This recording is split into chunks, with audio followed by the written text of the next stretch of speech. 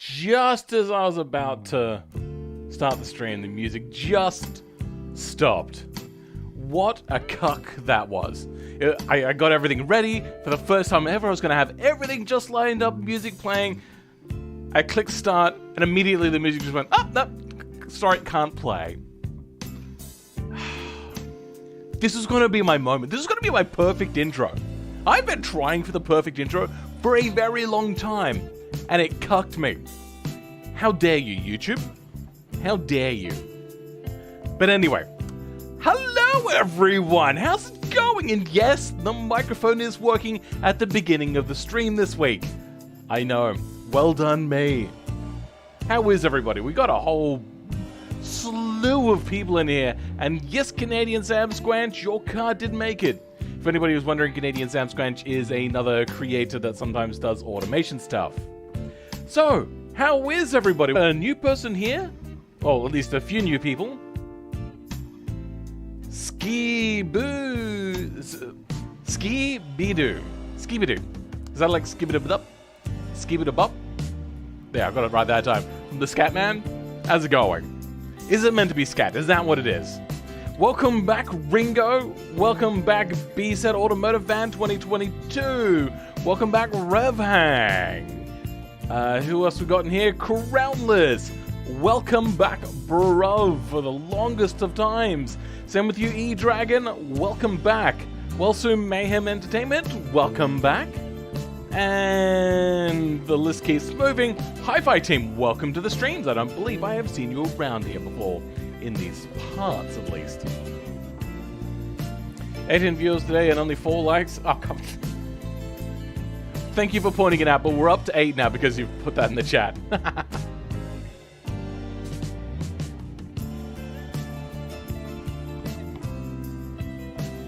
I'm not sure what you're saying there, Sam Squanch. Anyway. This time you're not too late? Oh, okay then. Hey, Space Warrior! Welcome! How's it going? I see quite a lot of interesting cars here. There are some interesting cars here. Mostly interested, I think, in the van, this little car, and this ute. Personally, they're my picks for what I think are going to be pretty good this week. The rest look fairly good, yes, but those are the ones I'm putting my hopes and bets on. Welcome, Jirayu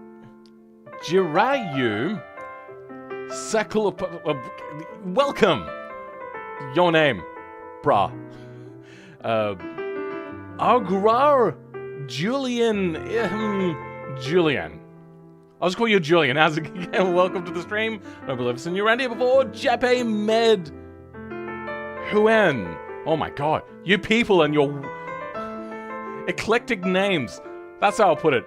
The other way of putting it is unfathomably difficult for a dyslexic person to say names. John287, welcome. How's it going?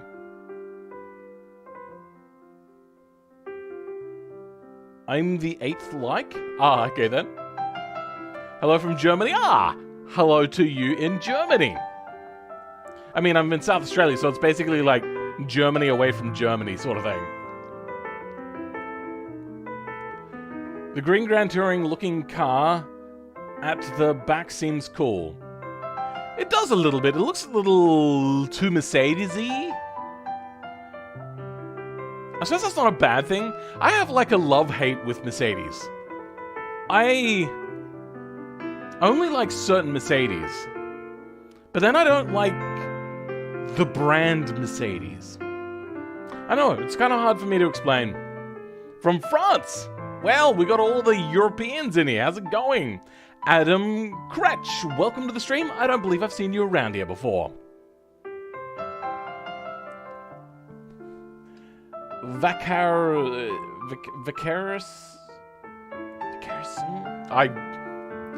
I'll pretend I know how to play that, pronounce that. Vicarisim. Yeah, we'll go with that.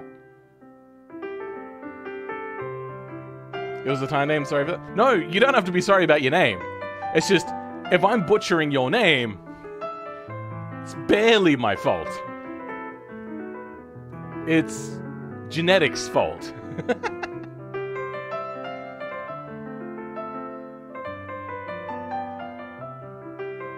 Okay. Doesn't help that my name is Danish. Ooh, I do like a good Danish. Not the person, the food.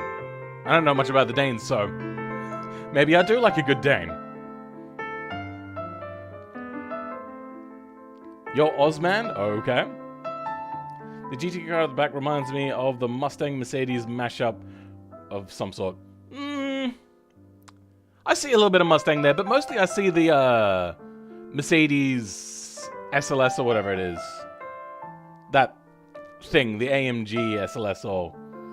Is it? I don't know what it is. Anyway, the one that was meant to be like the retro recreation of the 300 SL from back in the day. I don't remember if it was SL or SLR. My memory got mixed up between the 300 SL and the 300 SLR when I did the Blue Wonder video. I used to be able to tell them apart really easily, but then my brain got jumbled. The rally car livery looks very... Yes, the livery does look pretty intense, is probably a good way of putting that. I don't know if the colors are very complementary, but they don't look bad. I will pick up his...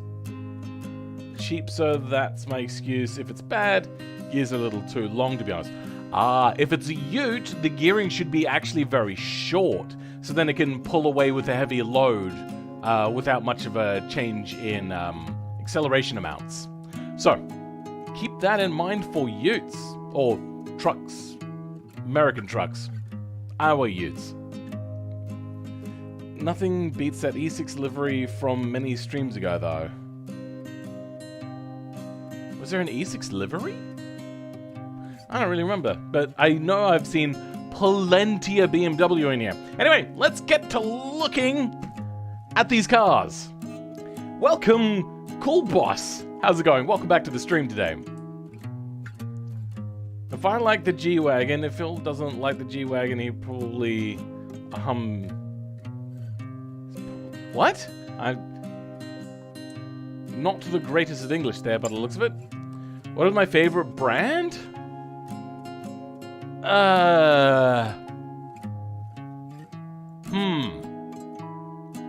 Lotus and Volvo. Old Lotus and like 90s, 2000s, 2010s Lotus. Not the new Lotus. New Lotus, EV, sure, that's fine. SUV, what are you thinking?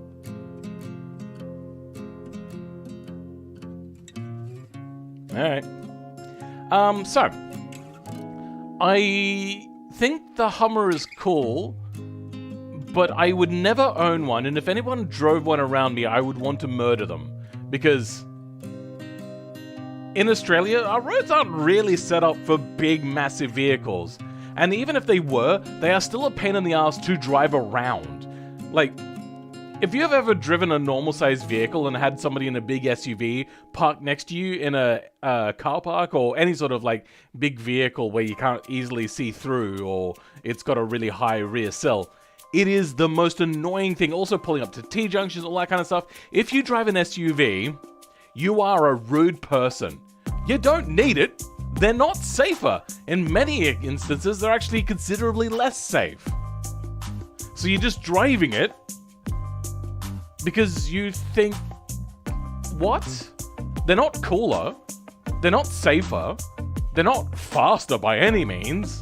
They're just cumbersome and in the way. As for the G-Wagon, I think it looks cool. I wouldn't mind driving one once, but once again, the same thing about SUVs. I don't like it. And they're worse on fuel and everything. They're just bad in every way. I have had an SUV for a short while. It was a RAV4 from the 90s. Oh, I hated it. Every living moment of that vehicle was just me just going, this thing makes me feel like I could just pass away and I would have no emotions about it because it's so boring and shit. Hated it. Hated every second with it. The G-Wagon is a Jimmy with a 2000% mark. Oh dear. I don't know if it's quite that. But, yeah, alright. What about the bloody military Land Rover? I just don't like SUVs at all. As I'm looking at an SUV right now. Though I don't mark down people doing good jobs with SUVs. This one was also a bit of a weird one, and I do like the story behind it. I thought that was rather amusing. Only one you'd own is a K5 Blazer. There is actually really only one SUV I would own, and I don't want to disclose it right now because I want to make it in a video possibly one day if one comes into budget for me. You know what, screw it, I'll just tell you. The Australian-made Ford Territory? Is that what it is? Yeah, the Ford Territory. And the reason why this would be the only one I own is because it has a Barra. Now, the Barra isn't particularly actually a good engine. I'm just putting that out there, and it only comes in automatic. But I just like the fact that it comes with a Barra. I think that's just cool. I like it. Not that I like SUVs, but that'd probably be the only one. And I'd make a video about, like, I hate SUVs, but I tried one for once. Hey, Groundhog!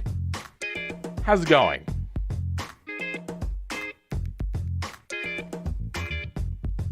Looks like a Wish version of a Lamborghini Urus. Oh dear. Oh, that's big hurts. The Mighty Boy is the solution to big cars. Sure it is. Okay. You remember the Ford Territory? Yeah. Back when Ford used to make Australia-only cars. It was pretty cool. Anyway, it's got a little sensors on the front. Very big divide there in the cooling. I'm wondering if this is maybe EV, but I don't think it is. It's a weird song. But anyway, let's go in and see what the running gear is. Oh, we got blue brake calipers. All right. Fancy looking brakes. Are those? I think they may be carbon 6-piston brakes. All right, this thing must be really heavy then to justify that big of a amount of brakes. Then we got a double wishbone. Coming out the front, we got a big twin turbo V10. That is quite the engine. We don't have... Oh no, we do have front drive. I see it now. And yes, we do have drive out to the back. So we have an all-wheel drive big SUV, double wishbone, no, multi-link in the rear, with 1-piston brakes, carbon fiber by the looks of it, in the rear. This is probably going to... Like, I get the feeling this was made without them seeing my video on how to tune brakes, because this thing is probably going to wash out hard in corners. The GT90? Which car makes you think about the GT90? Trying to make a 3D body of an F1 car right now. I know it's your thing, Phil. Please don't hit me. I'm trying my best. It's up to you, bro. You can do whatever you want. I might make a video with it as well if it's good enough. Interesting. I like how they've got all of this little detail in here. Very, well done. I mean, it's patchwork. It's not really come together perfectly. It's pretty good. What you probably could have done is something other than the exhaust surround. I'm not entirely sure how you would do it, but that doesn't quite line up. But still, that is actually pretty good detail. I do like that, and I believe that is something that's missing from default sort of diffusers. Your tires are very much on the edge of the vehicle as well, which might... Now I've got burp hiccups. Might be a little bit of a problem for getting it on the road with being able to flick up rocks too much. I know there is actual government regulations on wheel flushness a lot of the times. And that seems like it may have been just a little too much out there.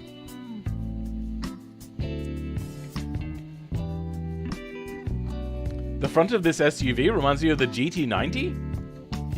I don't know how you get that. Maybe a little bit of Audi R8, but that'd be about it. You'd like a Suzuki Jimny? I like the look of a lot of Suzuki Jimnys, but I don't like the Suzuki Jimny itself.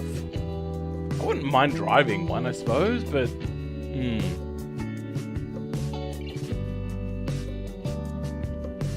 They're gutless? Alright then. Welcome, Super Mark IV, how's it going? Hey, Friendbus, welcome back. I don't understand this car is broken or what. I about Flames Lowrider. What? Alright. Seatbelt is in a weird position. If this is meant to be a race car by what it looks like, this would probably have a horizontal bar along the back here in which the seatbelts would attach to and then come through these parts here for a 5-point harness. Not that per se. Also, how is it holding out to the window like that? This is meant to be under tension, which means it would just be pulled taut. Don't understand. Reminds you of the Nissan Juke. Okay.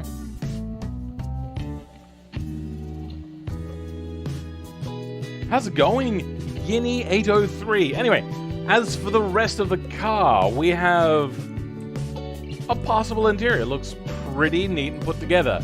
Nothing overly detailed, but a lot of good thoughts. A lot of it is covered. Most of it is covered. And they've got a fairly contiguous thing here. Slightly off-center, but not bad. Not bad at all. I can't tell. What am I looking at here? Oh, okay. It's some transparent glass that's not completely opaque. Fair enough. Alright, I think the interior is pretty good. The roll cage maybe should have been, sure, maybe there was clipping issues. That probably should have been a little bit wider as well. I think that's part of the reason why the seat's over a little bit. Because the roll cage wasn't wide enough. You know what it was? Yeah, this here, probably if they had it any wider would have clipped through. I like the roll cage stuff that the guy did. Like that mod that's got all of the roll cages, but they're all just a little bit wrong, which is unfortunate. Also, there's polygons on the outside tubing, and they've polygonized the inside of the tubing as well, which doesn't make sense. Why? All you're doing is just adding more bulk to the mods. How do you compete in these reviews? Read the description. Oh, look, I see a friend in chat, lol. Welcome, Lou the Toilet. Okay. I don't know whether you know this, but we call a toilet the Lou here sometimes as well. Is that the joke? Your name is Lou, so you called yourself the toilet? Anyway, moving on to the next car, which is this rather cool-looking vehicle. There's a lot of details in here, and a lot of it looks really good. So they've got a good amount of air in to air out, if you have a look quite closely. So you got a lot of air in here, comes through here, you've got air curtains, all that sort of stuff. Is that air curtains done properly? It's pretty darn close enough that I think that's how they were trying to do air curtains. I do like. A little bit higher though, maybe that top third is maybe going into brake ventilation? Not sure. What this is making me realize here, with this vent, is a lot of cars, or maybe I'm just thinking of one. It's got the big vent down there, but then it's got the hood, and it doesn't come on down and match up to it, but it goes inside. Sure, I'm trying to remember what that is, because now I want to replicate that myself.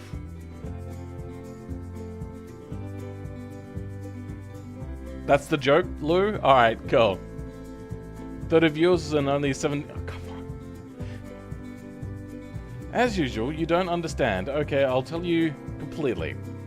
I posted my car under the Cool Flames Lowrider, but the second week I don't see it even though it got 6 votes. I'm asking, what? Which car? Let's bring it over.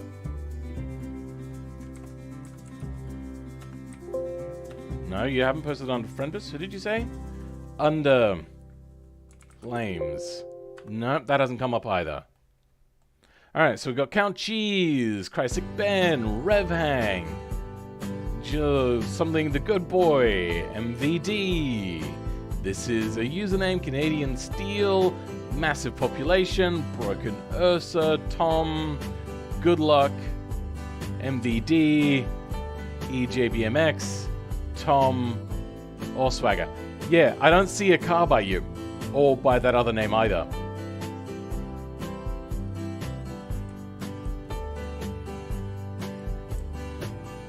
Thanks, E-Dragon.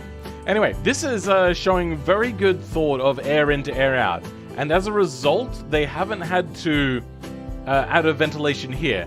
Now, ventilation there would still be good. And you could run ventilation there.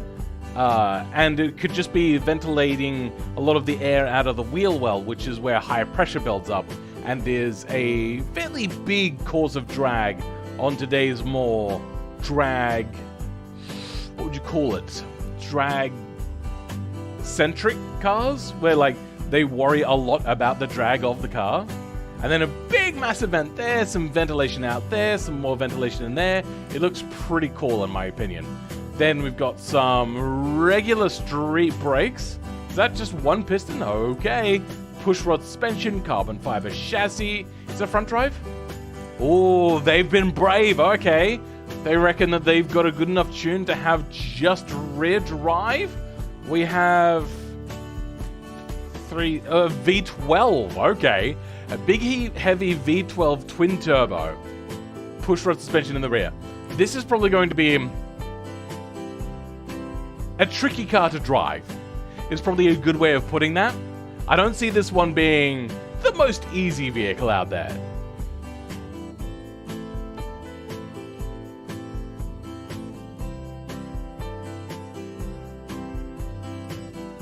Anyway, in the back, we have more regular sort of brakes and one piston as well. But small one piston. Okay. The rear of this now. The front looks fantastic. The rear looks like you've had a few different ideas. But it seems as if you feel like you were limited by your technology, sort of thing. Like, you didn't have exactly what you wanted.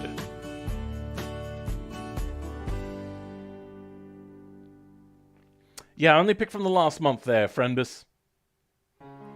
I do like the back, but I do think it could be a lot better.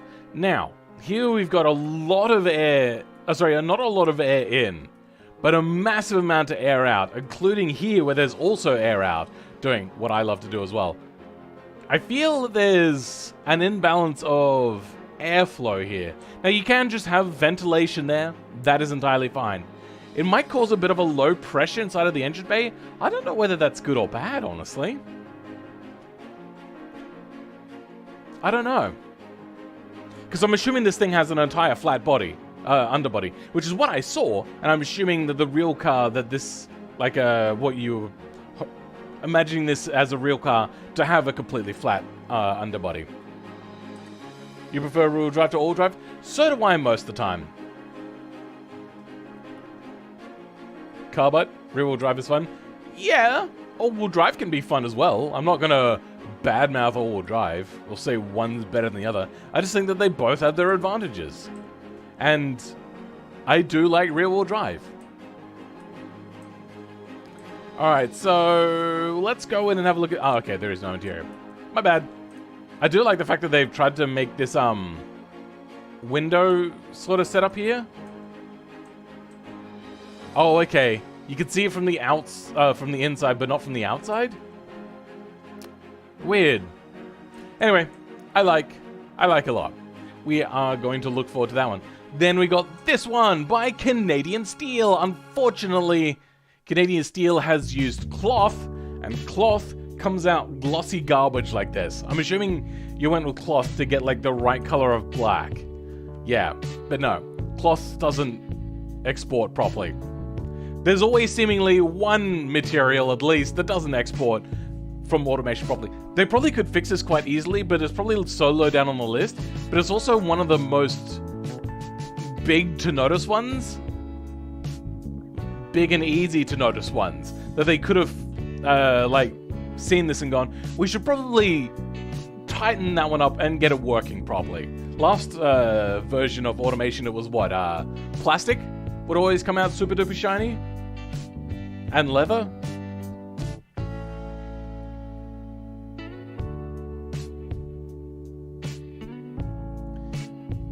But he doesn't stream month and in his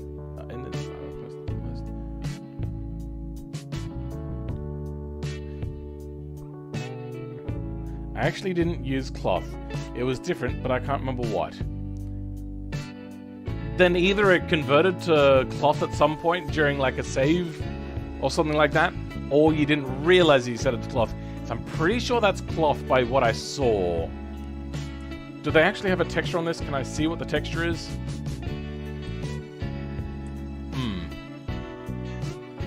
Whatever it is, it's probably... I'm assuming it was meant to be matte, right? And it's come out glossy. Yeah, automation hasn't done a particularly good job. Anyway, we got ourselves some sports tires. Okay. I mean, sports tires, not too common. Would have cost a lot more. We have ourselves 2 piston brakes on the front with double wishbones. Not so bad. Hey, look at that! They went push rod. Lots of carburetor and tubular exhaust. So this must be an aftermarket modified one. Because even up until today, it is very rare to see a car with proper tubular exhaust. What carburetors we got here? That's 4-barrel, 2 4-barrel carburetors. This vehicle would have been premium Americana at the day. This would have been very expensive. You think it was steel? I don't think steel has that material to it. Whatever. Was it Canadian-made steel? Could also be soft top. I've not tried soft top. Does soft top come out shiny, does it? 8.1 liter. Ah, yes, that's one thing I want to point out. You said in your thing that it used a Sunbeam engine. But Sunbeams are already cars. And I'm pretty sure they didn't come with V8s. And not big V8s that. So when I saw that, I was like, oh, that's probably... Maybe you didn't know that Sunbeam existed. Somehow can come out, soft top can come out shiny? Okay. I probably, if this was meant to be a road car, would have had, probably on an engine like this, a log exhaust, and probably just the 1 4-barrel carburetor. Unless this is like really tippity top. Even then, it would probably still come with a cast log, but it could have come with, or a short cast maybe, but would have come with, could have come with 2 4-barrels. It's in my fictional AU? Alright then. Is it AU alternative universe? Then we got ladder chassis, good. Somebody's chosen a solid rear axle, good. Most people fail at that point when it comes to muscle cars. I'm assuming drum brakes on the back? I mean, that looks like a disc brake, but it better be drums. But coil spring as well. This probably would have still been leaf spring. Unless this was, once again, a very premium product. And premium products haven't often sold very well in America. So if it was probably company that went out of business. We'll just watch the Reddit top month. What? What are you talking about? Sunbeam did have a V8, but it was on the... Oh, okay then. Was it the Rover V8 that they had, Grand Dog? This is basically a Chrysler New Yorker type car if Hellcat engines existed in 1968. Alright then, pretty cool. Let's have a look at the interior. Very dark tint. I don't think dark tint existed back then. Basic interior, haven't done much to the floor, but it doesn't look so bad. I do like the dual bench seats, pretty good. You've tried to fill in the boot, but not done that completely. Still pretty darn good. You've done a good job of like filling in all of the interior as well. Most people don't do that, so good work. I am happy with this. What are we looking at here? Is that the hand? Yeah, that's the door handle stretching inwards. Weird. I've never seen that before. Anyway, I'm pretty happy with that. That looks pretty decent. I do like the exterior of this. I'm not sure about the shiny material. Oops. But I do like the front of the car. The front does look pretty good with the square, whatever you call the front grille there with the headlights in there. It all just kind of looks like it works pretty well together. If you wanted an extra little tidbit of information, there'd probably be extra ventilation down here as well. A little bit of something, probably. Also, probably a number plate on the front. I don't know if all American cars require it, but I don't know. The interior is supposed to be a placeholder, hence the heavy tint. Fair enough. Correction, Sunbeam did use the Ford small block V8. Oh, okay then.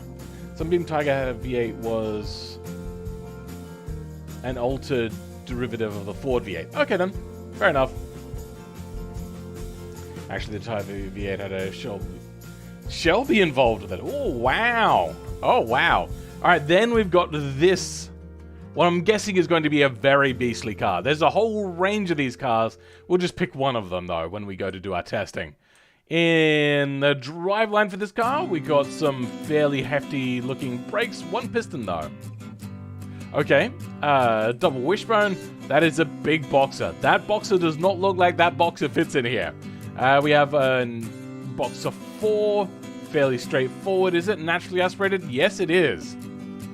Why don't we have a cast manifold on a rally car? Now, if it's a top-of-the-line car, or a race car like this one looks, then you're probably going to have a tubular exhaust. I don't know why you've got... Maybe this is meant to be like the, what, Group N? Is Group N like the near-street version of the car sort of thing? Variation? I'm not sure.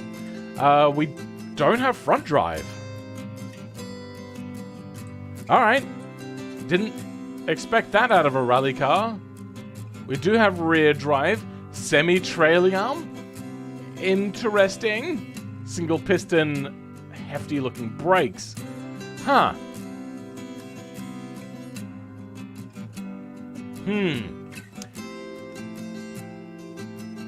I don't... Semi-trailing arm suspension on a rally car. Is that normal? You really like how the rally car looks? I think there is huge amounts of detail and work in here. I very much appreciate it. And yes, they have not done a livery paint like I've done. This is all individual little bits of patchwork. My goodness, man. That is so much effort. Let's see if I can zoom in to show you. Yeah, as you can see, there's a gap. So, pretty cool. Lots of effort in here. The front is so well detailed. The front looks like a real car, which is pretty good. Most people aren't able to do that. A lot of the times, I'm not able to do that. So, very well done. I do like it a lot.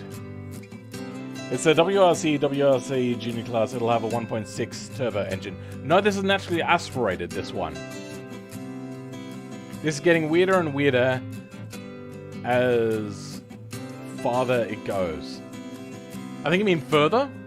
What you've said is farther. No, I didn't! It's a 2-liter boxer 4? Alright then. Pretty sure it should be McPherson strut front and rear. Probably not. Sunbeam also created some V8 Aero engines. Oh, okay. Still, I feel as if that was a mistake. Not the right roll cage. Gonna go out and say that I don't think that's correct to have that beam going down through the middle of the doorway, making it difficult to get in and out of. Especially if there's any sort of like rescue required of them. Basic interior, pretty good. What is this individual? Have they done something here? What is that? These are barrels. They wanted to put wrapping around there, but they didn't have the wrapping that they wanted, so they used barrels.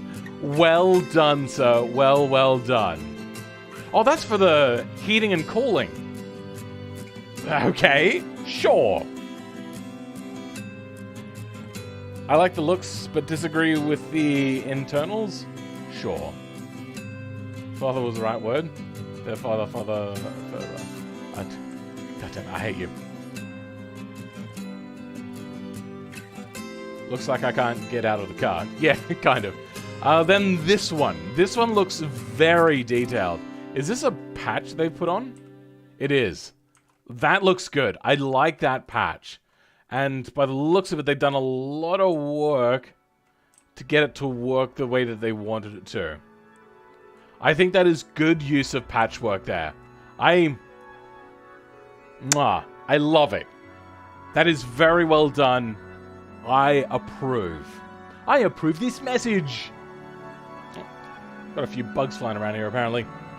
This van looks like a 1985 Nissan Vanette. I don't know. I don't know much about Nissans. My name is Phil, and I approve this van. I believe, yeah, it's Ibishu. They've given it the Ibishu brand and just retconned that. It has this strange piece of roll cage. That was why I added it to what? Alright. Trying to blend in with default beam cars. Yeah, by the looks of it. Anyway, let's go in and see what running gear we've got here. Those look like punch steel wheels, and hopefully they are. If so, that is pretty accurate, and I think they look pretty cool. For the brakes, solid disc 3-piston? No. This thing would be more likely to not break than have 3 pistons. Even though this is meant to be like a celebratory version of it, I doubt that they would have put 3-piston brakes on this. Then we've got a very diesel-esque looking engine. I like it. Is that single point? Yeah, that's single point fuel injection. I love it. Electronic fuel injection. How many cylinders? 4-cylinder. Sweet. Oops. God damn it, I meant to... What was I...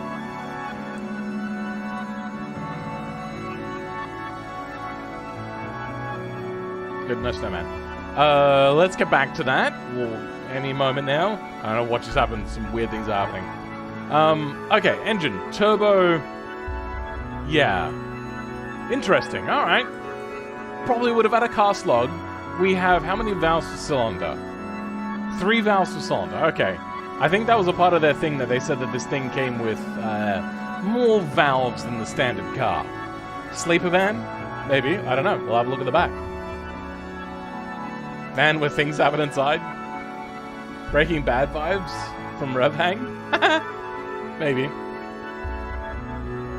If it ain't key van, 0 to 10 because wrong license plate. Is it?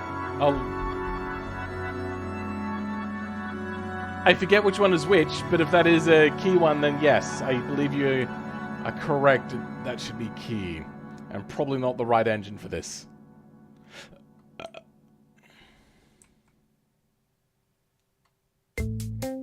This van could fit the BeamNG mod. I kind of agree with that. Like, not as it stands, because this is not fully fleshed out. Fleshed out? Like a actual BeamNG car. You're going to be up for things later with me and Gene? I don't know who Gene is. But potentially, probably not up to stream though, because I'll probably be asleep.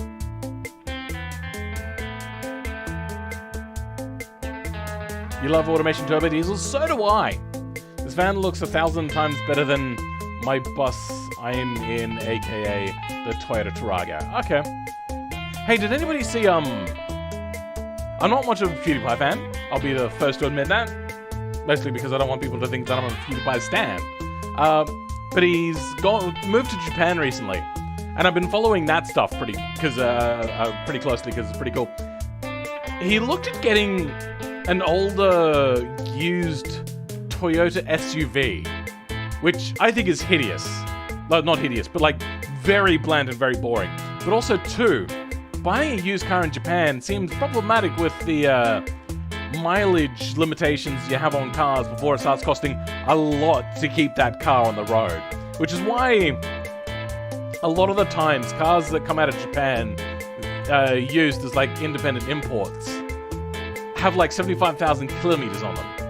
It's because once they start getting beyond that, it starts becoming really expensive to have the cars on the road.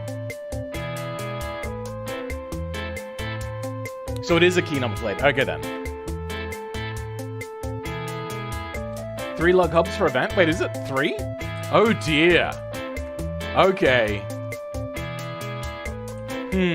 We can just overlook that one because they probably wanted the wheel style and probably didn't pay attention to that. Who knows? Anyway, we've got a catalytic converter on here. Coming out to... There isn't a front drive, right? Yeah, no front drive. Whoops. The camera turned around more than what I expected. Then we have leaf spring in the rear and what looks to be a drum brake. Good news. Good news, everybody! I love the fuel filler and the fact that it's like really low, which I have been in my dad's van when I was really young. And I do remember getting out and filling up the van for him and it being like right height for me. And my dad saying he hated it. Hey, Sin, welcome to the stream. And let's say hello to some other people like Nathan. Welcome to the stream. Back end, fairly basic, but actually looks like it fits quite well. I do like. Cool looking thing here. It almost lines up right.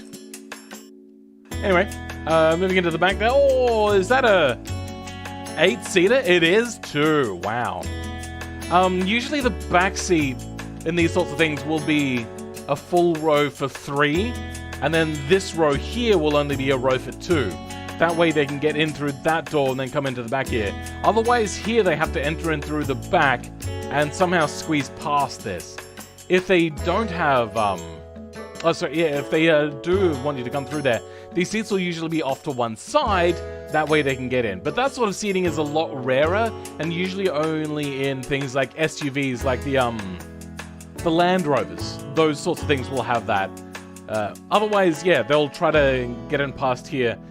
But this, you would have to do a lot of work to fold this seat out of the way. Like, that seat would have to come all the way forwards, and the seat would probably also have to fold forwards, which seems like a lot of extra work. They're probably, like most minivans, would just have solid in the row in the back, 2 seats here, and then 3 seats there. That's usually how they'll do it. Hey, Phil. How was the car?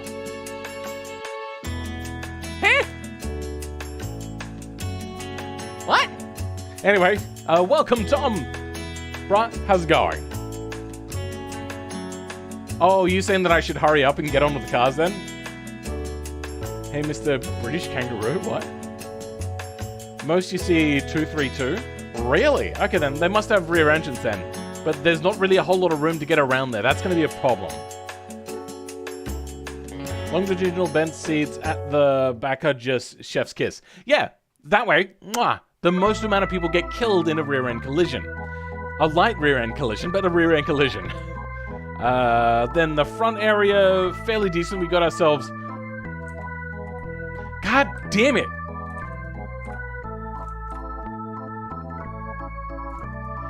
Is this meant to be a canvas rollback roof? Wow.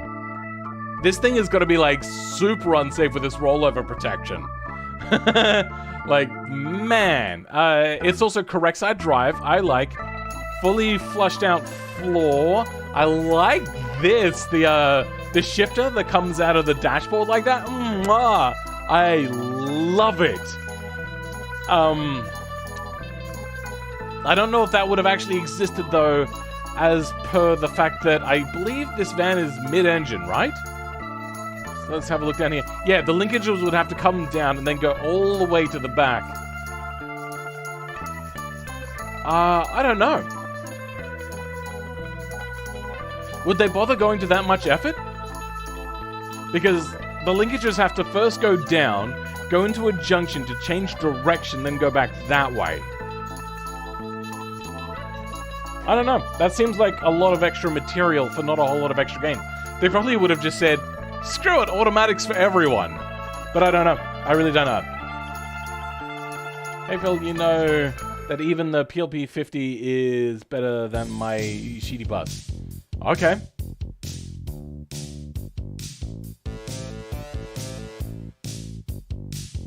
The VW... Ah, it does look a little bit VW-ish. Yes. I see it now. Something about my cars.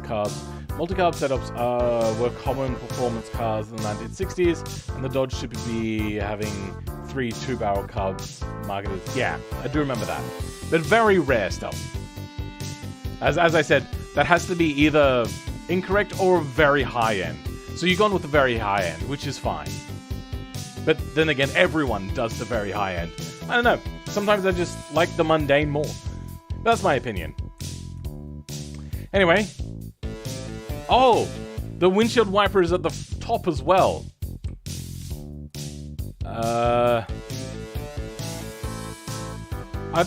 Oh, there's another windshield wiper over here. I was about to say this doesn't cover enough. But they've got like a secondary windshield wiper here.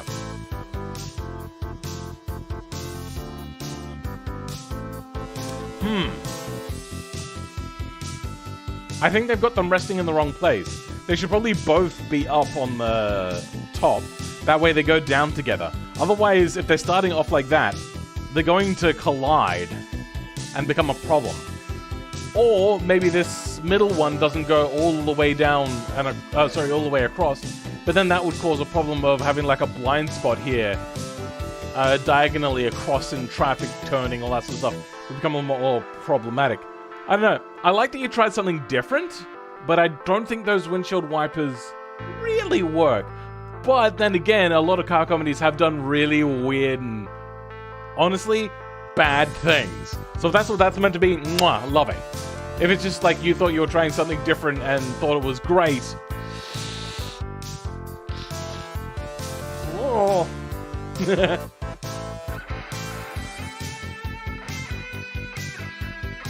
Normally there are boring versions of that car with smaller engines. Similar they just gave you the fun one. Okay. They do look a little bit awkward, but I do like it. Alright, then we've got this one that a few people were commenting on. It looks very Mercedes-y. Like, the vent on the side, the vents here look like Mercedes vents, and then the hood bulge that runs all the way down, and the headlights. All 100% look like Mercedes. Then the lines coming down to the rear also look like Mercedes, and those rear taillights look like Mercedes. I don't know the name of the Mercedes that I'm thinking of, but yeah, it looks very Mercedes. I do like it though. Lots of cool detail. The interior. Ooh, Blue Point multimedia navigation. Okay. Lots of detail in here. And they just gave up on rear seats altogether and just had a rear luggage compartment. Interesting. Maybe that's like a sports edition? Sports version? A sports thing where you can take out the rear seats for lower weight. This is cool. There's a lot of detail in here. That is a lot of detail. That's well done. I also like the fact that they've got this in here that I only just noticed. That's how seamless they made it look. Well done. I like it. Feels more Maserati Jag.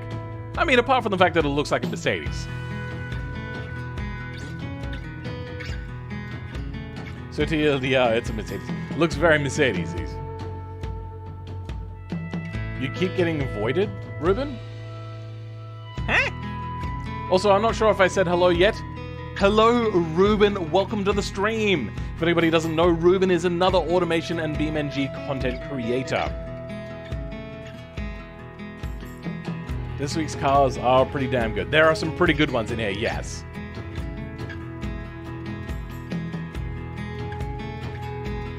Very neat inside and out. I think I underestimated the attention to detail on like the subtleties of the design of this car. Because even down here, there's extra little bits in here as well. I like it. It's really nice. The grille isn't big enough for a Mercedes. I do agree with that. Hey Phil, I'm planning on good for you. I've said hi 3 times. Hello, Mr. Philman. I hope you are good today. Yes, I am good. I'm sorry. Sometimes I get caught up and sometimes the chat scrolls through. Grill used to be bigger than... Okay, fair enough. Still looks pretty good. Then we've got this one, which is one of 2 cars. We'll basically just skim over both of them and put them together later on. The other one is basically, I believe, the same sort of car, just slightly different. I'm not sure. You shouldn't submit 2 cars in one go, though. 1 submission per car. 1 car per submission, I meant. Close enough. Then nice basic steel wheels. I do like it. 4 lug nut. You probably could have gone with 3 on this one. And also the anodized. Odd choice, but okay. Oh, they've gone for custom suspension as well. I wonder, have they made the suspension operational? I might make a video. Oh, what? Weird things happened just then. No, they haven't made the suspension operational. Maybe I'll make a video, and I'll probably do it this week, on how to make functional suspension custom. It's not completely straightforward, but it's not too difficult. It's like one of those cars that keeps the spare tire under the hood. Does a little bit, yes, I do agree. But then again, I've got a car that keeps a spare tire under the hood. It's the MGF. The MGF does that. What sort of tires we got here? Hard, long life's good. But then, yeah, 2-piston brakes. On what looks like to be a budget air-cooled car? Wait, hold on.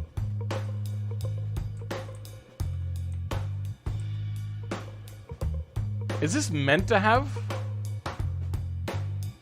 a grill? And it just didn't export properly?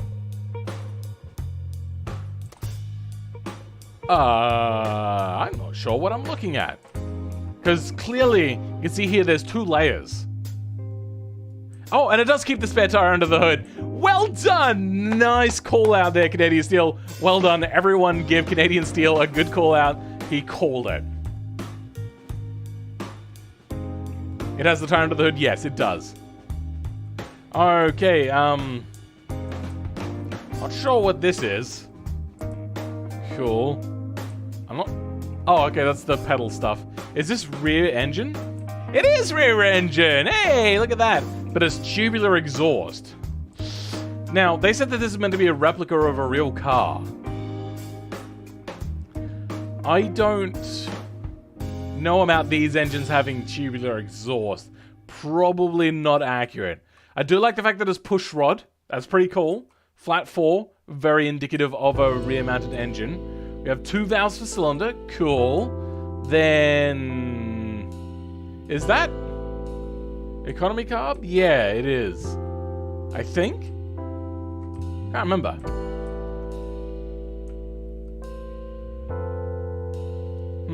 What is happening? What is this piping here? Oh, that's deliberate. They've got deliberately a pipe that goes into the engine. Is that meant to be the bumper? Or something? I can't tell. And is that meant to be an oil puller at the back as well? Interesting. So yeah, there's a reason why I put this one on the thing, on the thumbnails, because it looks pretty good. Also, VSET. The reason why I wasn't responding to your thing is because if I'm talking about something that's not on the screen, it kind of withdraws from the other audience members. So I try to only talk about things that we see or things that are happening right now in stream or small conversations.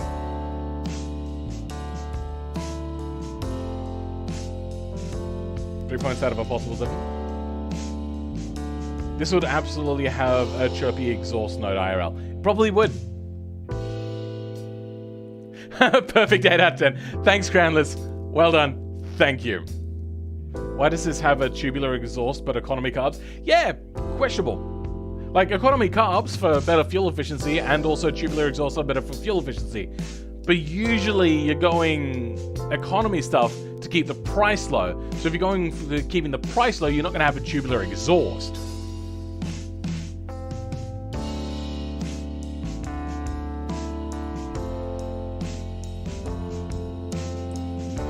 Let's have a look at the interior. Is that a slide window? What do you think? There's multiple sections of glass here. Weird. I like the little vents in there, pretty good. And then you've got like some extra ventilation here. So that's pretty nice. I do like that. Unfortunately, this does not come out quite right. The rear seats are quite cramped by the looks of it. And it doesn't look like the front seats can go much further forwards. I'm going to have to disagree with the back seat here. Could that not go any further back? You might have been able to if you had to push really hard. I don't think that's... You know what it is? I think I know what it is. It looks like your bench is maybe a little too... out? You might have to bring it back in. Also, being a car of this time period, probably wouldn't have had seats like this with the headrests up, maybe? I don't know. One of the basic rule in live stream, please refrain from going off topic. Yeah, kind of.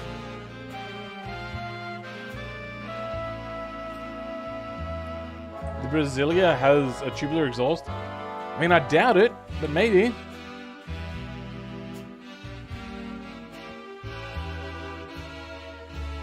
Alright, lots of detail in here. Pretty much everything's filled in. They've got a floor mat there, but not where the floor is. Manual shifter on a very narrow tunnel. I like the fact that they've got the painted metal interior panels. That's pretty good. Everything's filled in. They've got the little map light there, but they've got the map light on the driver's side and nothing for the passengers. Whoa. What was that? Nothing for the passenger side. I think that was a language choice I just had pop up then for a second. Fire extinguisher where you're nears. What the hell? Oh, okay, that was weird. That seems like it might get uncomfortable at some points. So, yes, I do likey. Let's have a look inside the normal part of the hood. Hey, the fuel tank in there. Oh, look at that. Extra details. Nice. That's pretty good. Very well done. A lot of detail in here.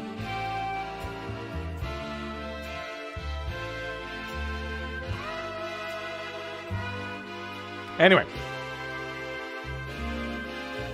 Pretty high marks from me. I feel that this thing probably would have had a vent down here at some point. Not sure though. Cool as... yeah, it's pretty cool. Then we've got this one. Massive amounts of front camber. Huge amounts. Lots of aero on there. What else? The hole in the hood doesn't line up with this. Okay, sure. Sorry, hiccup burp kind of thing just happened. As for running gear, we have all-wheel drive. We have 6-piston carbon fiber brakes on double wishbone front suspension, fuel tank in the front. Good, so that way, if the fuel tank explodes, you'll be... it ruptures, you'll be driving through the flames. Which is great, like the flames just constantly on you. Moving down to the rear. What the hell? Where's the drive shaft to the front? Strange. Anyway, we have on the rear... double wishbone suspension. Oh no, 3-piston brakes in the rear. Okay. I feel that this thing is probably going to have washout under braking because they've got 6-piston on the front and 3-piston on the rear in a vehicle where the engine is mounted rearward. So it's probably not going to be the greatest. It's a VW Brazil only car. It's a Beetle with a knee body? Okay. Oh, new body. Thank you and welcome, Tasset. How's it going, bruv? The greenish car looks a lot like a Mercedes SL, I think. I agree, especially in the back. Certain race variants of the GTR were rear-wheel drive, not all-wheel drive. Okay. So I'd like to run my front drivetrain through the fuel tank. Haha, a little bit like that. We have a V10. Big love for V10s, like for non-V8 engines this week. Very small exhaust housing and massive intake housing. Huh, I'm surprised they were able to make the turbos not explode during that.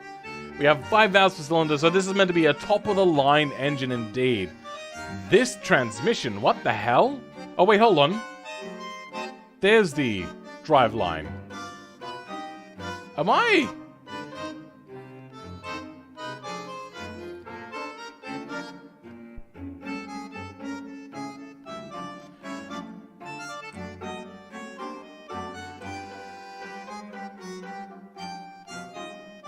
So, for the rear drive shaft, it comes up here, and then it attaches down here. So the drive shaft goes through the differential. Unusual. Why is the transmission stretched like that? I don't understand. Have they done this deliberately? If so, why? That is very strange. Welcome, Jorgen Asfing. How's it going? Read the description. It is down there on how to submit cars. You still believe in four-cylinder inline four supremacy? Sure. There's just now a whole bunch of people just saying, it's in the description, bruh! And that's fine. You're going to submit a car next week? Awesome. Yes, so, big, hefty engine, questionable choices all around. Where's that exhaust pipe going? Automation exhaust stuff. Yep. Hold on. Nope, there's another kink. Okay, so exhaust out of the turbo. For some reason, it's running a funnel out of the sure. Comes down, goes backwards, then it goes, no, I changed my mind. Then piping goes down, goes to the front of the engine, you know, just to make sure the oil gets heated up nice and hot during heavy driving. Then it goes back up and goes, you know what? I liked the exhaust. Let's go back to that. And then it goes out, you know, just ever so slightly, making sure that it's rubbing up against the valve cover and cylinder head, you know, just to get that little bit of extra wear and tear on the engine to cut holes in things after a certain amount of time. Then it comes out, and then it goes out the back. Yay! Automation. What is happening here? So many weird things. The Prius has always been an inline four, so that it has to... Wait, isn't Prius a 3-cylinder? Oh, I'm probably wrong, actually. In Latin America, the local subsidiaries of Volkswagen did weird rebodies of engine upgrade version. Beetle. Alright. Did they route the engine 100... rotate? Oops. I don't think they did. Because this driveline is facing the right way. It's just in the wrong kind of area. Very strange. Anyway. Big, funky looking car. I like how they've tried to make the body they want, not the body they had. This is something I do as well sometimes, just in my off time. I'll make a super wide body car and make it stretch out and then make my own body around it. Never really comes out particularly great, so yeah. Prius has always been in inline four? Okay. Gives you Pikes Peak car vibes? Yeah, a little bit. I see that. The open no rule section. Except it's got a very narrow F1 wing. Okay, let me go over wings for a second. If you think narrow wings are peak performance, they aren't. The reason why there's narrow wings is usually due to a classification. For F1, there is a maximum wing width, and that's usually fairly in line with the insides of the rear tires. I don't know if it says that, but it probably is more like it just happens to be coincidence that the maximum width of a wing lines up with the inside kind of area of the rear tires. Otherwise, they would go right out to the edge, which is what you'll see in LMP1, GT3, DTM, all that sort of stuff. Usually the wings go full width so you can get full size. Also, what's quite popular nowadays is goosenecks for wings. Also, not the dual layer wings, which is very old tech. That'll usually result in twice the drag, but not twice the downforce. What you would want instead is a multi-element wing, which will get you low and high speed downforce, which is the best of both worlds, with only a little bit of extra drag.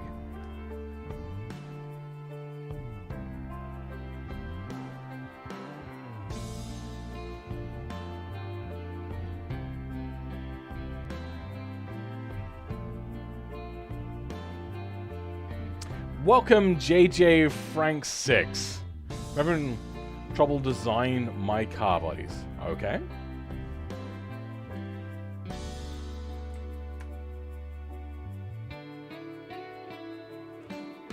It does look a little bit cyberpunky, I agree. Looks really good. What is this fixture they've got here? What is that? What on earth? What is this fixture?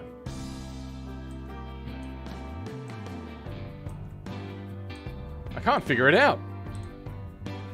There is so much in here. My god, look at all these things. Just to get the shapes that he wanted. Well done. Whoops.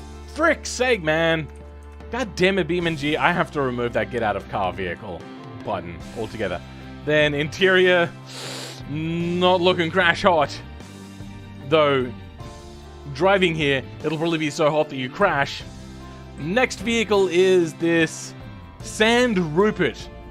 I wonder if it's trying to copy a Land Rover. This is meant to be a, unless I'm getting confused, a cheap version of a Land Rover. So let's have a look at the wheels. No, they're aluminium, so they're not going to be that cheap. So this must not be the cheap version. 5-stud brakes. Big vented 4-piston brakes on the front. Quite expensive. Coil solid axle. Very accurate, I would say. I don't know if there was many ones that had leaf springs on the front. I think they fairly quickly did move over to coil solid axle on the front. Then we've got a 5-cylinder, okay, with direct acting overhead cam, 3 valves per cylinder, and mechanical fuel injection. So a very peculiar engine here. Is this a turbo as well? It is a turbo. This is extremely eclectic. A lot of different choices have been made here. Now, is this a dead axle or a live axle? No, it's a live axle. Okay, then. Coming down, we have, going to the rear, a... Why does everything look stretched vertically? Weird. Probably would have been leaf, but I could see why they would go spring. And probably a solid disc on the rear. I don't think that's drum. Anyway, the rest of it looks fairly decent, fairly clean. I like these little details up here. Nice. And then little bits of ventilation up on the roof. Cool details on this thing. A little bit mundane, but I do like. Lots of attention paid. Congratulations. I do approve. And now, it is also very hard to spot, but they have actually added some dimensionality to the bonnet with a fixture. So, I like. Let's have a look at the interior.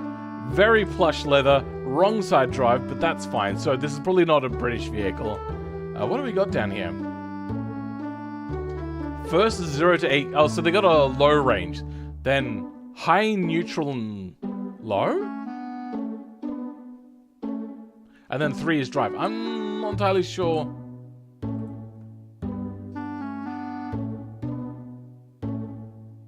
I don't know what that means. Anyway.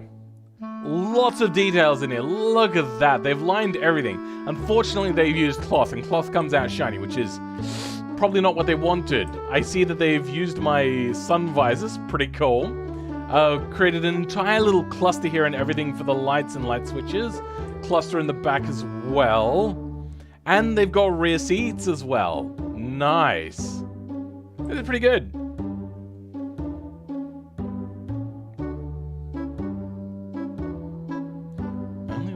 Make it more eclectic is making it sleeve valve engine.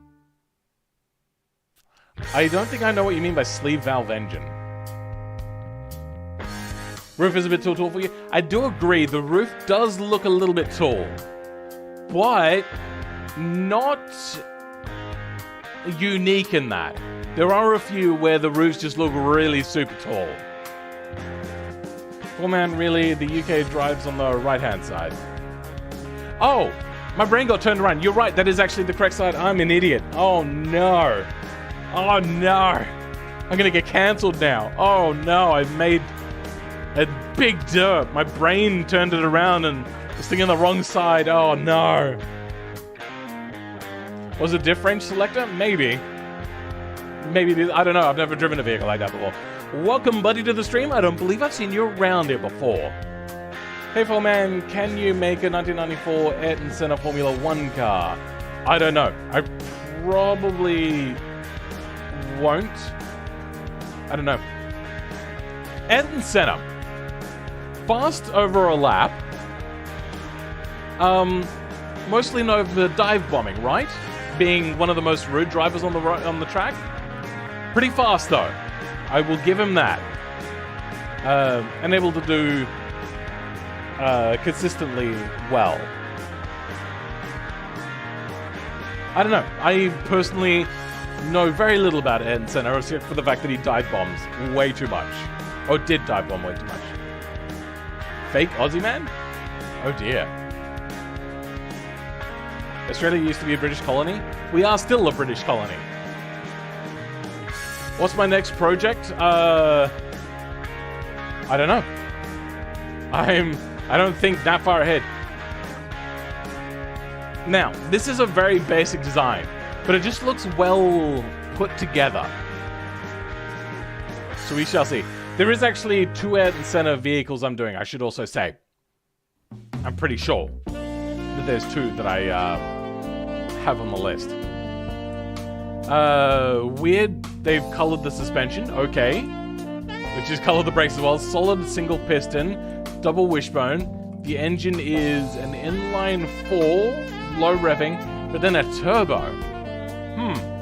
If they're trying to keep it cheap, it probably wouldn't have been turbo, but to each their own, I suppose. No front drive, so it's not meant to be like an off-road sort of thing. Ladder chassis, I do like leaf springs. Nice, and that looks like drum brakes on the rear. Good. Keeping it cheap. Well done. The rear is a little bit basic. I think maybe the rear could have had a little bit more, but I don't mind it too much. Got the simple exhaust, except you'll notice, like here, this is a good example. The exhaust is, oh, well, that's not the exhaust. There you go. The exhaust is tucked away. You can barely see it. That's usually how exhausts are.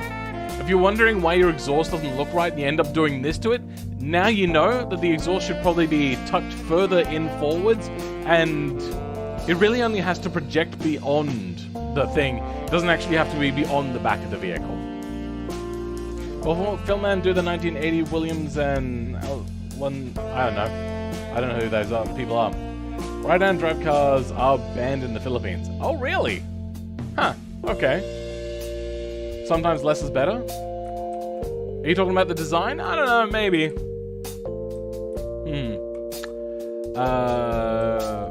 You know what you could have done? You probably could have put some stuff in the boot as like a, to give the ridges to the boot line. That would have been cool.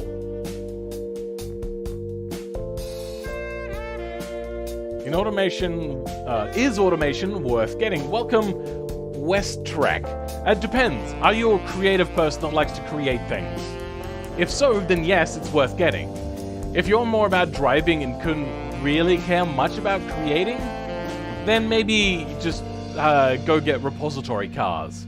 They're fine. There's a lot of good repository cars. If you like, what's it called? Tycoon games.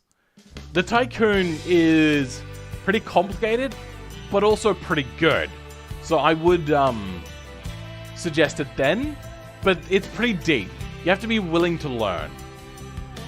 I myself really like the creative side of things, so I am quite creative with my cars. Had it half a year ago and didn't really appeal to me, so I refunded it. Did anything big change? It's gotten more technical, so you can design more in depth. But if you don't like creative stuff, that is entirely fine. Most people aren't creative, and that is entirely fine. There's a lot of creative people. Oh, sorry. There's a lot of non-creative people that make YouTube videos. Like, the world is filled with weird things. So it really comes down to each individual person. Are you going to do some hill climb or rally cars like the Audi S1 Sports Quattro? Maybe, I don't know. What's up, Phil? Still feeling a little ill. Glad you're streaming, though. I'll be just listening to you in the background. Ah, nice. Okay. Welcome, Jumbo Jacob. Or welcome back, I should say. Or if you want to one-up everyone, learn to model cars in Blender. Yeah, there's also that. Go the ground dog route. Hey, they used my seat in here. And then very basic interior. That's fine.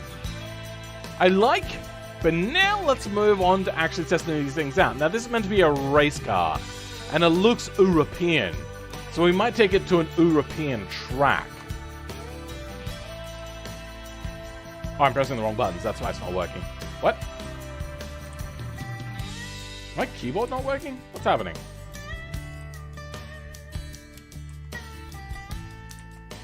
What is...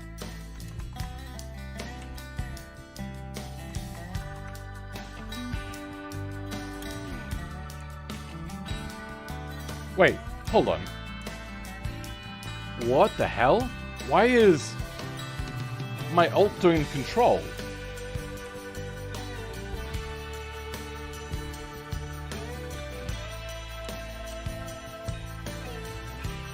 There's something wrong with my game.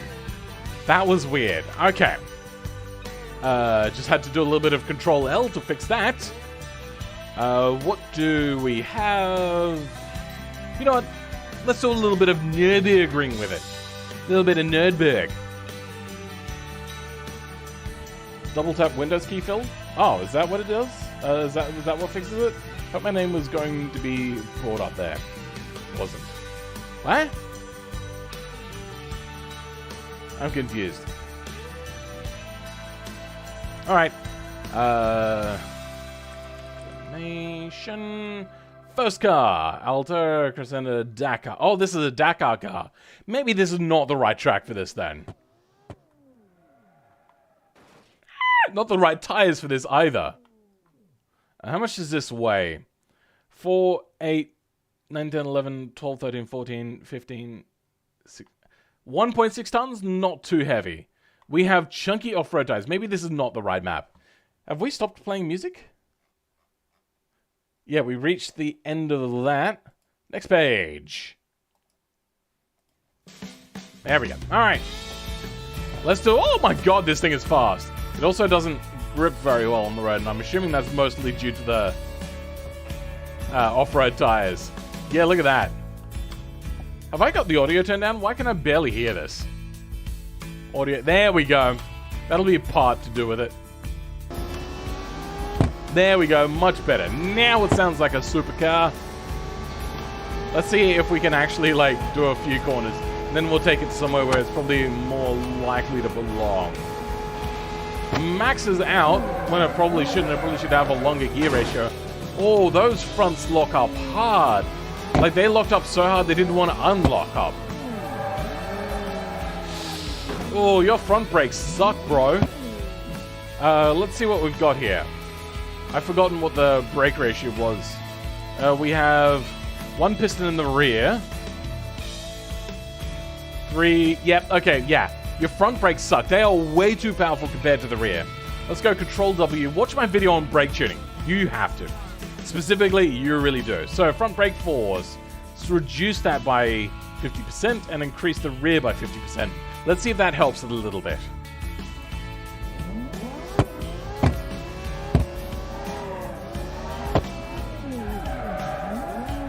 Okay, that's helped a little bit. But my god. Those brakes are not great.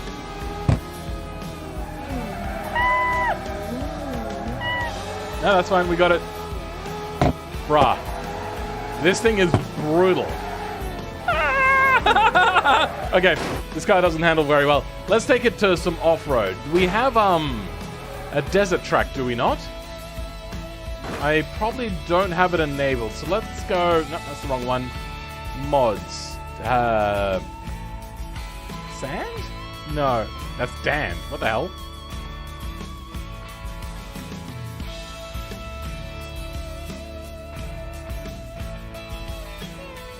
Zombie Island, Ghost Desert. There we go. Okay. Let's take it to Ghost Desert. There it is, Ghost Desert. Spawn me in, bucko. I have a vid that's different from usual, going up in a couple of minutes. When you said not so creative people... Oh, okay then. I don't know if you're not creative. Phil throws everything at other creators. I agree, Ruben good. What? I'm so confused. Have I missed something? Shaded other creators? I've been known to throw the occasional shade. There we go, okay. This is much better. The sort of place where you don't ever have to brake. Whee! Oh dear. Oh, okay, we broke a wheel. Sorry, not broke a wheel. We bent a wheel in.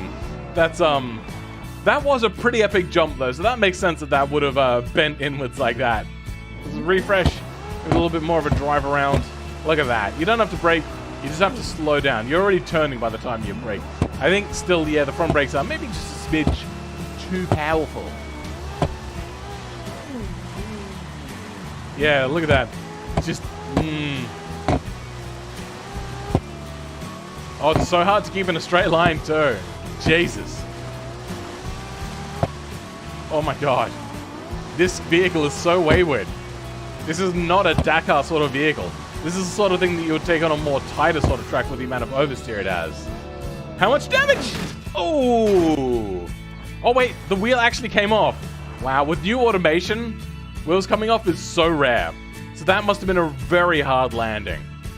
Alright, I think it's time to give this thing a simplified fill score. Since it's not a normal road car, we won't give it a full fill score. I'm thinking your design? Back end looks pretty good. A lot there to like. The side looks okay, a little bit bland. I do like this, but maybe you could have gone back afterwards and cleaned up the weird cutouts that automation does sometimes. The front?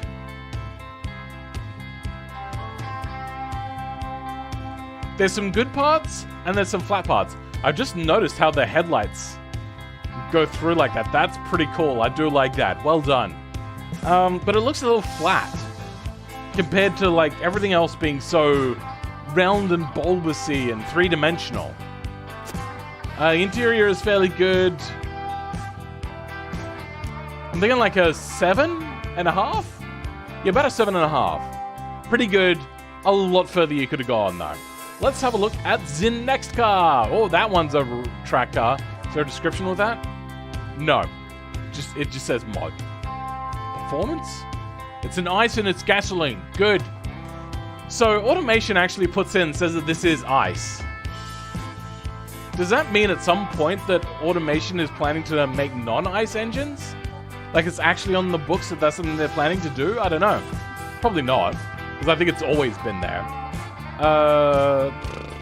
Let's take that to a real racetrack.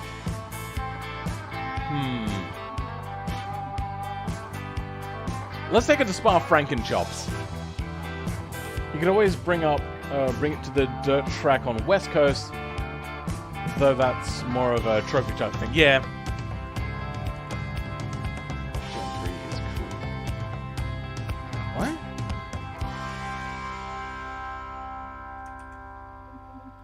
Alright, so this is the AT. That's loud. Wyvern R. Let's go have a look at said car. AT Wyvern R. Hey, look, it's the last one. This is by Tom E. Wait, no, sorry, different Tom. This is by Tom0123. Thank you for the car. It's a 2021 car. When in doubt, add more wings. As I proved in my last video, maybe it doesn't always work. Did anybody try out the car and find out what rubbish my car was? It has full ESC as well. That is a very loud engine. My god. What is the drive here? That is a very flat floor as well. No front drive. Am I brave enough to turn off ESC? Yes, I am dumb enough to turn off a ESC. Let's turn the audio down a bit, because that's going to be very loud.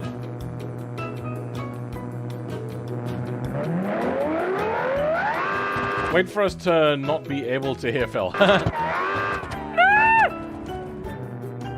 That's fine, don't worry about me. Okay, there we go. Ah! A smidgen too much power, methinks. Alright, there we go! I feel as if You've run into Aero problems. Oh, it skates. Not great. Now we've got traction, and then we understeer. I mean, that's a tricky corner, so I understand.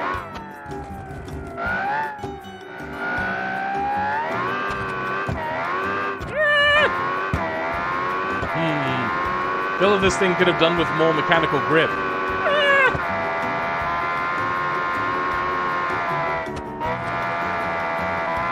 More rear mechanical grip and more front aero grip, I think will help. Is this thing pulling this up? No, it's not. Okay. 307. This thing must have a lot of downforce. Because this thing feels like it has... Oh, your brakes aren't well balanced or well done. You could have had much better brakes than with this amount of downforce. Let's have a quick look at what brakes we got here. Front we have single pistons. Okay. Clearly, unfortunately, not powerful enough to deal with downforce. Give me like 5-10 minutes. I have to be back in a second after I freshen up my toilet. I mean, freshen up my nose. No, not drugs. I have to poop.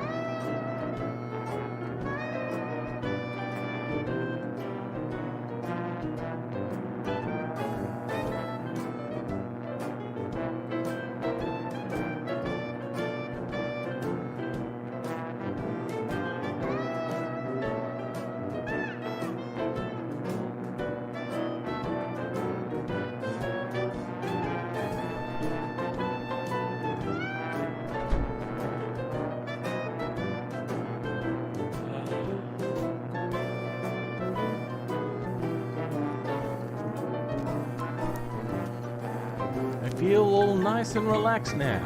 I can think straight after going to the toilet. Do you have that? Like, your brain starts getting, like, all foggy because all you can think about is you needing to go to the toilet? I was trying to hold and be like, maybe it'll go away and I can do it at the end of the stream. But no. No, my body was just like, no, you have to do it! Oh, dear. It does sound like a song from a Pixar short. I've heard a few songs that remind me of other songs, one of which sounded like a Naruto song.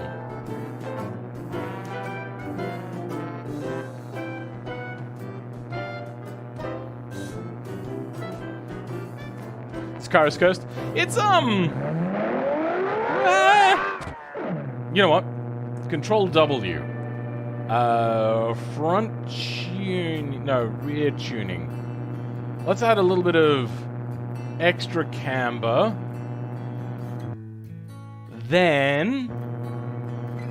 front wing angle... More front wing angle.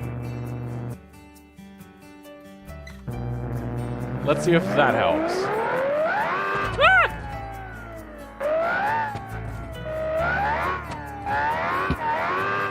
Jesus. Jesus. Okay. Still has issues. I think we might set a fresh respawn point. So when we stop going all the way back into the pits. There we go. All right, good. Jesus. No! No. God damn it. All right, let's try that again. I want to go through Eau Rouge at full speed. God damn it. This thing has become considerably harder to drive now. God damn it!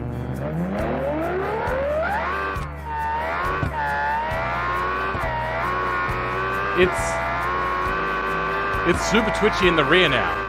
Okay, Control W, tuning. Let's set that back. Apply. And let's hope that just the extra front wing angle will help me at higher speeds. Oh yeah, it's already easier to drive. What the hell? Did I adjust the camber the wrong way?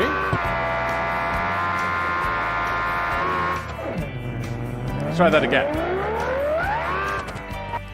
You know how to add negative camber with a live axle?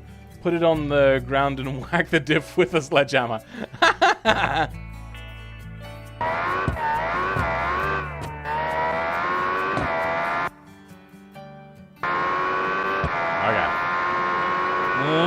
Stay off the... Why does it want to hug the wall just then? Like, I want to get close to the wall, but whenever I get close to the wall, it just turns in towards the wall.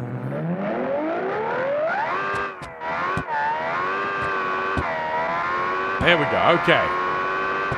Please stay like this. Okay. It just turns left into the wall.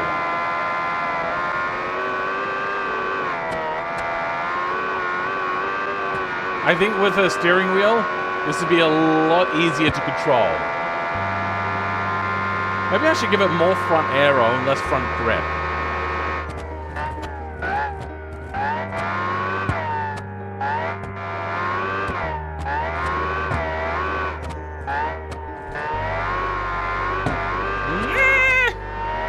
Okay, with just a little bit of extra front aero on its own, has actually helped a lot.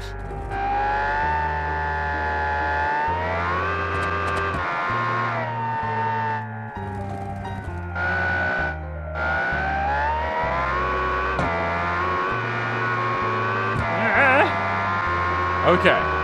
Puon? No, okay, we had to slow down for Puon. I think with a steering wheel, this vehicle would be amazing to drive. As it stands, it's problematic. So let's go Control W, because we're using a controller. Front suspension, brake power down a little bit. See, the thing is which way is positive or negative here? Because on camber, I want less camber, which is less negative camber. Do I want to reduce this to a smaller number to get more camber? Let's just go full extremes right now.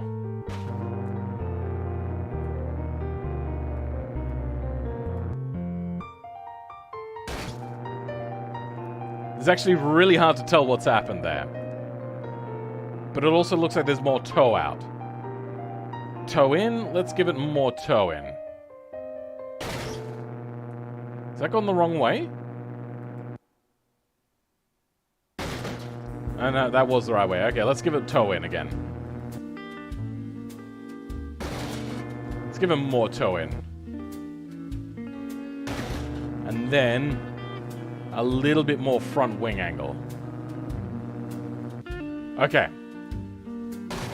Let's give that a try now. See how that's going for controller handling. The handling has become a little bit weird, but a lot more predictable. And I can ease the power on a lot easier now. So much easier to put power down with the controller now. Oh, look at that guy! Understeer, oh dear. Ah! Well, I suppose now we're going to see if I've actually done a good job. A well-tuned one of these sorts of cars should be able to go through Blanchimont at full speed. We are uncontrollable. Too much front traction? at high speeds.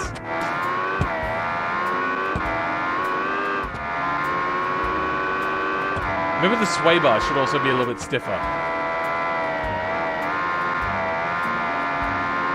Alright, what do we got here? Yep, no, that's good. Once again, this thing really wants a what do we call it? I can't even think of the word.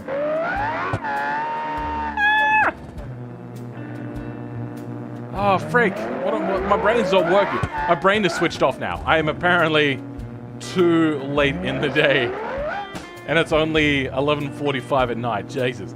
Alright, I love this car. It's not a road car, so we're not going to give it a full fill score. We'll just give it a good old... that's the wrong button. Ah! There we go. Is it still hazard lights? Good, hazard lights are off. I like the front, I like the top, I like the side. The rear I am a little questioning on, because it doesn't really seem to fit much of the rest of the car. It looks okay, but it doesn't really match. I do like these little extra little vents here, very McLaren and MG-esque. I like it, pretty good. Joining your server, Ruben, or as I call you, Robbo. Okay. I love how the car crouch every time it resets. Does it? I think that's just an automation in car and BeamNG sort of thing. Bus stop chicane? Oh, I couldn't line it up. It needs a steering wheel. I think this car with the steering wheel is going to be a very good car.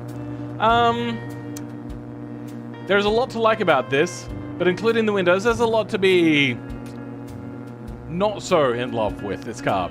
Somewhere around a perfect score of 8. I'm probably going to give it like an 8 to an 8.5. It's pretty good, but you do know that I drive with a controller, and when on stream, I'm not the bestest of drivers. So you could have tuned it more towards me. I think if you had have tuned it more towards me, probably would have gotten you up to about a 9. If you had made the back match the rest of the car, probably would have gotten you up to like the high 9s, because I do like this style a lot. This sort of air vane sort of streak though, that's not in modern race cars anymore. That's very much an old sort of thing, so that might hurt your score a little bit. But it does look pretty darn good. I like the roof bulge, I like this ventilation up here, the fuel fillers, and this here I'm assuming is for the compressed air engine jack lift thing, where you just like put air on it and then it lifts the car up. You do have... those aren't center lug nuts. But anyway, I like it a lot. Given it's only 7 AM here and midnight, we can do the race with Vens tomorrow for you. Lol, because it's barely 6 AM for him. Okay, fair enough. 8 out of 10 strikes back. I don't know, 8 out of 10 is kind of like that tipping point. Every increment over 8, you have to be exceptional. And this is very good. But it's just teetering between very good and exceptional. It's right there. It wants to be better. And they've done a very good job. Oh man, could you potentially make a NASCAR if you know what that is? I do know what that is, and I have already actually done a few videos on NASCAR in the past. I did one with Twin Turbos. If you don't know who they are, they're another automation BeamNG content creator. Red cars go faster? Yeah, I know. It's they started off with such a good platform, it being red and everything. Okay, we have the BK Striker GT. This is probably... what map should I take this to? Did you write a map that you wanted this in, Canadian Steel? Sorry, hiccup burp again. What's happening to my body? What the hell?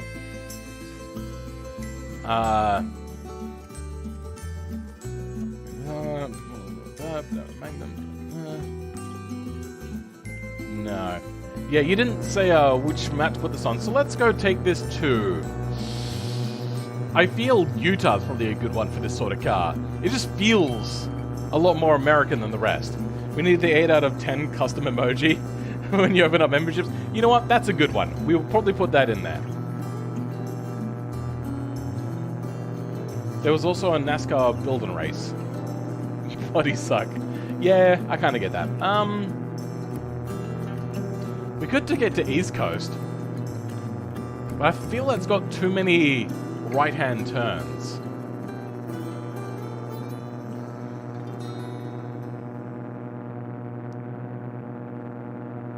West Coast? Yeah, let's take it to West Coast. We'll start it on the highway, which is where every American car goes. I mean, a 70s boat, big wide highways and sweeping curves go for it be. Huh? Is it meant to be boy? Alright. Yeah, boy! Very much so. Alright. Come on, BeamNG. Be faster at loading, please. Okay, BK Striker.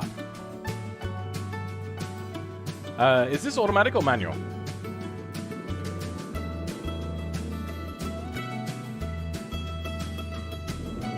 It's a manual. Okay. That's quite rare, especially for an American car. Bring that audio back to normal. Decent sound. Very low revving as well.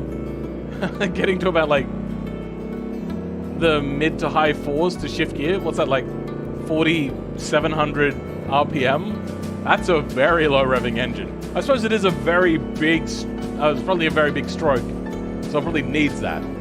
Let's bring it to the ring. I feel never gonna make a drag car, or ever going to. I've made drag cars in the past. I think I've made 2, maybe 3 drag cars. I was the one that made the drag mod body for automation. 226 kilometers an hour, that's pretty good! 3 wheels came off. Yeah. I tried to turn in, but much like an American car, it went corner. What? The 60s performance got manuals. Oh, okay. And also 4,900 RPM range, but it's shifting much earlier than that. Oh, understeer. Is this, if this is 68, it probably wouldn't have come with radials. It probably would have come with cross plies. Unless maybe it's like an experimental sort of car. Like a Halo car. Peek it. Stop fuel tracks. Corner, I barely know it. Well done. God damn it! I did a barrel roll! I didn't even mean to. I tried to steer away from it, and the car went. Sir, you tried to what away from it? God damn it. One wheel peel, love it. How do I get to the racetrack? Is this the right way to the racetrack now? I don't think I've ever tried to enter from this direction before. Yeah, okay, we're going into the racetrack.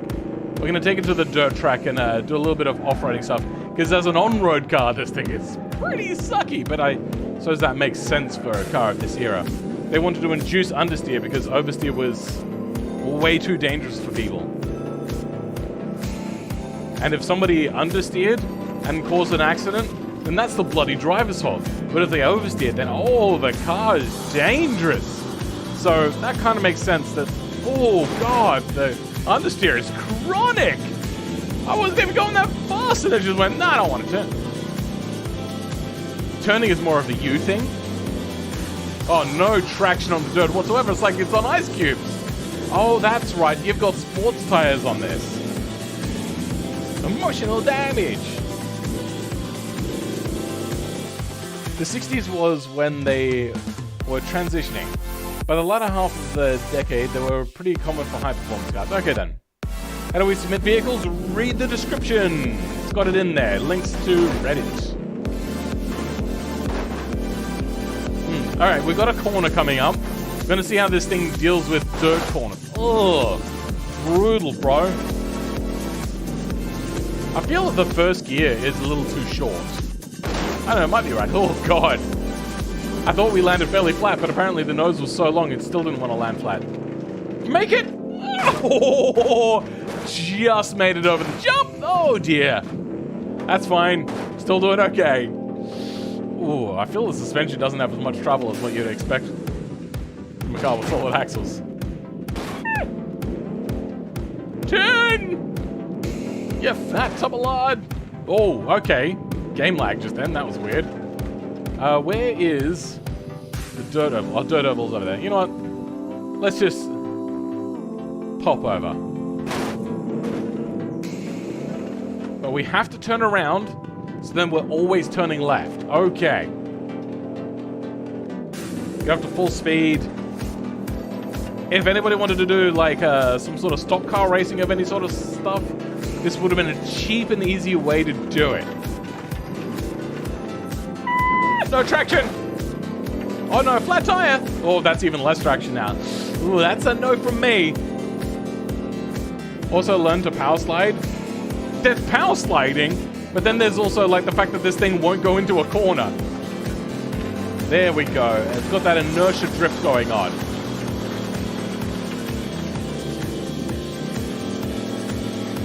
Now the inertia drift wasn't working very well on bitumen because it didn't want to get the initial turn in. No! Oh, just nicked the corner. Bugger. One day you may want to pin messages in chat about how to submit cars all. It's in the description! I shouldn't need to! Like, if they can't look at a description, then they're not going to look at a thing. Ah! Oh! Thunk against the wall. Alright. Canadian Steel, do you want a full fill score or a simplified fill score? Because I don't know if it's going to do well in either of them, if I'm going to be honest. But then again, it's off my taste, and I've never really been much of a American car fan. See, this is what it's for. BK is a Southern company after all. Lots of dirt. Ah, okay. That I didn't know. It's doing okay, but it has the wrong sort of tires. This thing probably wouldn't have had sports tires. Because back in the day, the reason why radials took so long to catch on was one, because they were like new technology. They weren't particularly reliable at first. The other one was they had very good traction right up until the point they let go. And the same thing for softer compound tires. They were very good for traction right up until the point where they let go. And that combined together would have been just like a no-go for companies with tire makers. Full score, you want to see? Okay then. Let's give it a fill score. What about pill score? Oh dear. Alrighty. Doesn't look like there's an J-beam. Let's go ahead and give it the first fill score of the week. Styling. I like the front, but it starts going downhill after. Especially from like here onwards, it becomes very bland and very boring. I know they've got the exhaust there.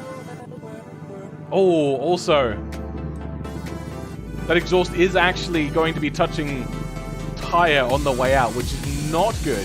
You don't want that actually touching. That'll heat up rubber too much, especially if you're stationary, stuff like that. It's not going to be particularly great. Welcome, Gixer Amir. How's it going, brah? Who is your favorite F1 driver? I don't know if I had one, but I did grow up a lot hearing about Michael Schumacher and then Mark Webber. Or Mark Webb? I think it's Mark Webb. It's probably Mark Webb and then Daniel Ricciardo. If you can tell, there's a bit of a theme there with my favorites.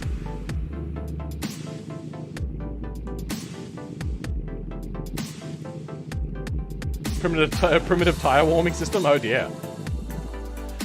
I am doing okay. I feel like my voice is going away a little bit. Styling. So front looks good, side's a bit boring. Rear looks okay, but I feel as if there would have been like a requirement for light to go maybe on the outside as well, so then like it could be seen from other corners. Like If I'm right here, it's going to be really hard for me to see somebody indicating, and I might very well be in their blind spot, so that could be an issue. The back end is a little bit... like, it's got some good details there, but it feels a little bit bland. Like, most of this has very defined lines, but this bumper is very soft in shape. And same with this here, very soft in shape. I do like this, that looks kind of cool, except for the fact that now there's no light shining onto the number plate. There's no overhang on the number plate. There's no clear defined place to have a boot latch to lift up the boot. The boot line is along here. There's no keyhole, all that sort of stuff. It just looks like a juxtaposition. The taillights as well, they look a little too soft. Like, have a look at the front. The front, very angular, very sharp things, especially the grille itself. Very sharp, all over the place. The front bumper even looks fairly sharp, but you come down to the back, and it all looks a little bit soft and melty. Well, maybe not melty, but like a little bit soft. As for the rear lip spoiler that you've got here, you do realize it's also hanging off the boot itself and going onto the body quarter panels. That might cause issues with body fitment as time goes on. What one person did is they had the lip go the length of the boot trunk, and then started a new lip on the end, which actually went after the boot line, and you can see like a lovely little line down there. Mwah. That was a good day. Went under in 2000, replaced by a subsidiary that signed independence in 1976, but then bought the rights to the remaining fleet. Okay then. I do get a little bit of Pontiac as well, I do agree. Styling, we'll give that like a 5. It's not bad, it's not good. The front actually looks really good. I do like the front. Acceleration, it's fairly dull, even though it is a big hefty V8. Later acceleration is better than lower acceleration, but it's no hypercar and it's not an econo car. It kind of just feels like it's in the middle. If you were to get that in like a sports economy car, like a sports hatchback, nowadays, you'd probably be okay with that. It's a little bit slower than that, I'm not sure. Handling, pretty horrifically bad. We're gonna give that like a 2. It's not the worst, but it's definitely not a good handling car. Fun factor, the sound is good and the drift factor is good, but everything else is not fun. So we're gonna give that like a 3. Cool factor. A lot of people are gonna like it, but it's like the 4-door muscle car era. It's no like GTO or Mustang or like Corvette. It's not one of the big ones. They're getting popular because they're old muscle cars, they're classics, but they're not the top of the line ones. They're just kind of like the ones that people are like, oh, that's a cool car. So I'm gonna say its cool factor is probably like a 6. Yeah, considering it's not particularly a powerful one. I suppose it didn't feel powerful. Trackability. That's going to be a no from me. Oh, I suppose there is dirt track, but it has the wrong tires for that. So we'll give that a 1. It's not really going to be much of a track vehicle. Features. Compared to a modern car, that's not going to be particularly great because it's an old vehicle. There's not even a radio in here. Oh dear, I know you haven't done it. So let's have a look at the price. 58,800. Well, that's a lot of money. So features are probably fairly good for back in the day, but that's probably like AC, a radio, and I don't know, something else. So we'll give that like a 2. Oops. Has no like radar guided cruise control, stuff like that. Comfort. It did look... No singing songs, please.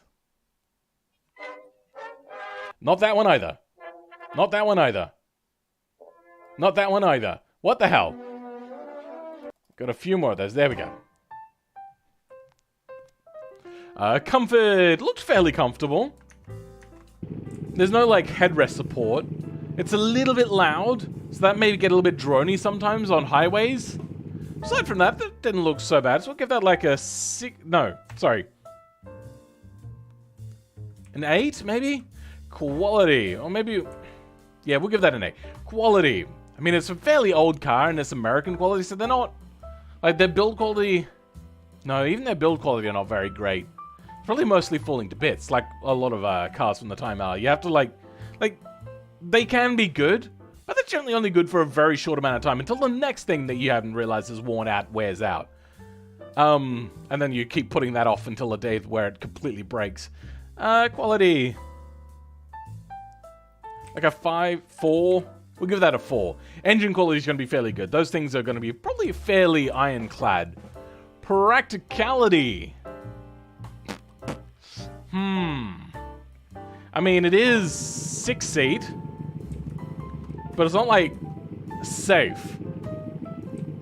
So I'm gonna have to take safety into consideration somewhere here. No headrests or anything like that. This is not gonna be a particularly safe car, especially like a sidewalk safety maybe. I'm not sure. I know in modern cars you can't have exhaust exit there. They have to exit at like the back of the vehicle, generally. So practicality, it's not going to be easy to park, but it is going to fit a lot of people. So we'll give that like a... That would give it a 7. Value. Resale on these sorts of cars are going to be really high. Well, yeah, the idea behind the build was that it was a New Yorker Olds 86. If they had tried to make a high-performance version. Yeah, okay. Do you test all cars or just special ones? Sorry for my bad. The top 10 of the week. And sometimes I'll pick out a beginner car if they're all like really high quality. So then the beginners can get a little bit of feedback. Value. Probably not great value. Like, you have to do a lot of work to maintain them. They're not cheap anymore to buy these sorts of cars. And the resale on those sorts of cars aren't nearly as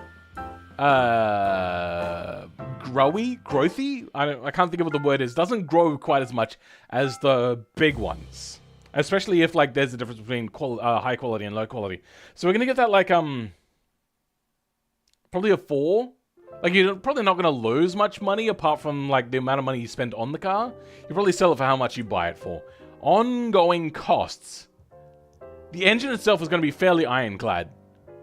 You're going to have to keep tuning it, though, because that's how a lot of old cars are. Especially with a double 4-barrel carburetors, that's going to be a fairly expensive tune-up. Fuel usage is going to be exorbitant compared to modern-day cars. And a lot of the parts are going to be becoming really hard to buy on a 60s car. So, you've got the good engine and the good driveline and all that sort of stuff, but the rest of it's not going to be particularly great. It's going to be an expensive car to keep on the road. So we're going to give that like a 2. Because it probably doesn't need like high quality fuels. Or maybe it does. I don't know. In the 70s is when they switched over to leaded. J-Beam, I don't think there was any. Would I buy it? I don't know. I think like a 3? I mean, it's out of my price range. But I'd consider it. The je ne sais quoi factor. Is there anything... I feel that there's a little bit of something on that front end that isn't represented very well in the scores. So I'll give it like an extra 3 there, I think. Realism. It is mostly realistic. But I don't agree with the coil spring rear. Or the tubular exhaust. The mismatch in design from front to rear was a little too abrupt. For those like boom time cars, they probably would have not shared bodies between them. Like a 7? For a total fill, or if you want to say pill score, of 63, which for an old car, not bad. There are a lot worse. It gets 5.1 miles per gallon. That's horrific. Oh dear. I now feel no guilt over the ongoing costs one. Oh my god. So the question is you have this car. Do you drive it until it's no longer financially feasible to do it, which is when you run out of fuel, and then buy another one? Hopefully they chuck in a free tank of fuel with it. That is violently American. I like your wording there. Well done. Okay, that was a cool car. I liked a lot of it. The only thing that I really have beef with is the fact that the rear doesn't match the front. And there's no, like, details at all here. A lot of the time, a lot of these cars would have a sill that also runs the entire length. And you'd probably have that here as well. Also, probably mud flaps? Some sort of accent line? Maybe body trim running down the length of the body as well? It just looks a little too basic on the side. It doesn't look bad, the side. It could be okay. It just looks a bit basic. Anyway, moving on to the next car, which is, the rally car. And we are on a rally patch of dirt. And now... Wait, hold on. This has a turbo. What? No, it doesn't. I see no turbo here.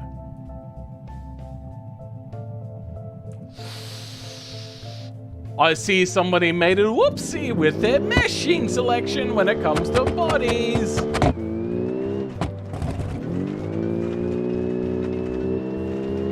Pretty good. I mean, it's all-wheel drive, so I mean, you'd expect as much. That was my bad. I'm not used to the car yet. That's a fair chunk of power.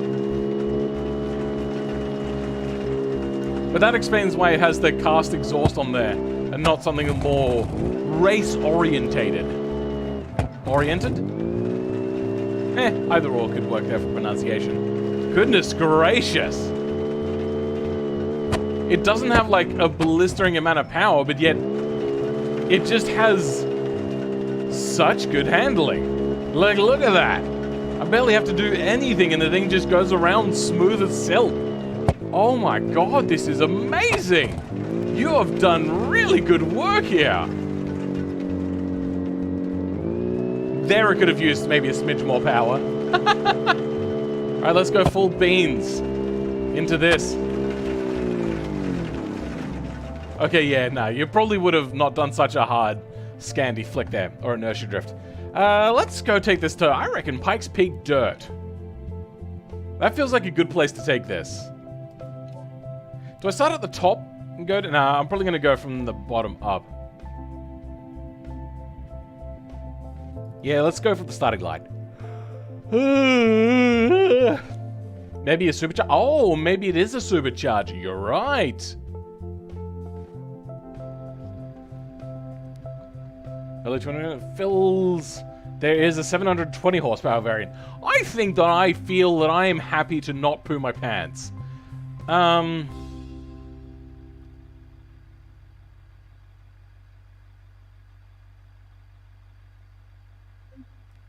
Yeah, let's just go with the Gravel Pro.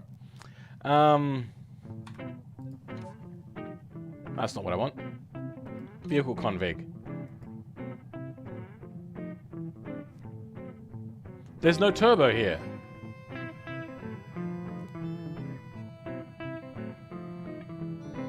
Huh? The hell?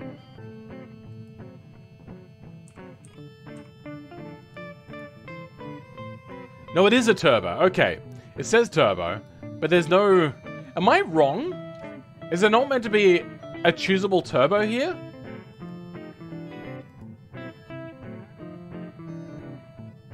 There's not. Okay. Intake, integrated stock intake, integrated... Why is this under transmission? Interior camera? Suspension parts? What? You have done some weird and funky things to this car, my friend. Am I wrong in thinking that most of this is really weird? I don't think we need NOS. The invisible... Under the transmission, it's an old mod. Okay, then.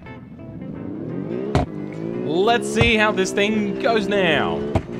My god, this thing is fast. Is this the same vehicle? I think I chose a different vehicle. It just... This thing is a little too rear heavy. That was the wrong one. I'm not sure which one comes out default, but it is a different one. Okay, a different one comes out default. Yeah, this feels a lot more manageable. Oh dear. Okay, good, good. Alright, we can be quite rough with this one, and it won't kill us. Ah, damn it! God, you really do have to be good at Pikes Peak, don't you? Jesus. It's a fun track. Fun history and all that sort of stuff. God damn it. But my God, is this thing hard to drive on. Get right. Good. Nice. Ah, okay, good. Wow, this thing is brutal. Brutally good, that is. This is fun. This is a good rally car. If anybody wants to, like, pick a rally car for a little bit of fun driving, I would say that this is worth the drive. Very well balanced. Good power. Not too powerful. Smooth driving experience. Easy to drive with controller. Oh, I stuffed up! That was my bad. It's a 9.5 out of 10. I just love it. This feels... It makes me feel like I'm a good driver. Even when I do stuff up. Because it clearly feels like my mistake when I stuff up. But when I do well, I can tell that it's the car that's doing all the work to save me. Because I am not this good. Because I have not driven this track in a very long time.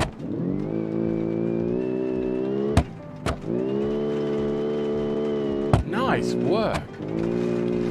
Yeah, we're under a bit of a tank slapper now. That's fine. We saved it. Ah, gotta! No, gotta! No! Oh, no. Rear tires go away. Nobody saw that. I braked, and the car was just really good at braking. Yep. That's pure skill. Okay. Skill on display here. Sorry, the stream may be a little bit choppy, but I am driving correct. I'm not resetting. That's just the stream. Sorry, guys.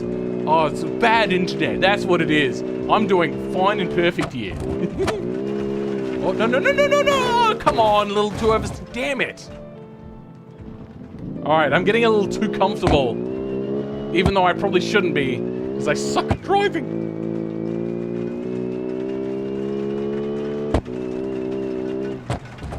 Stuffed up. Turned in way too early. That's fine. But it turned properly still. Oh dear. That was bad. Probably would have shredded all my tires just then. Almost hit the... whatchamacallit, the gutter there. Stay on the road! There we go.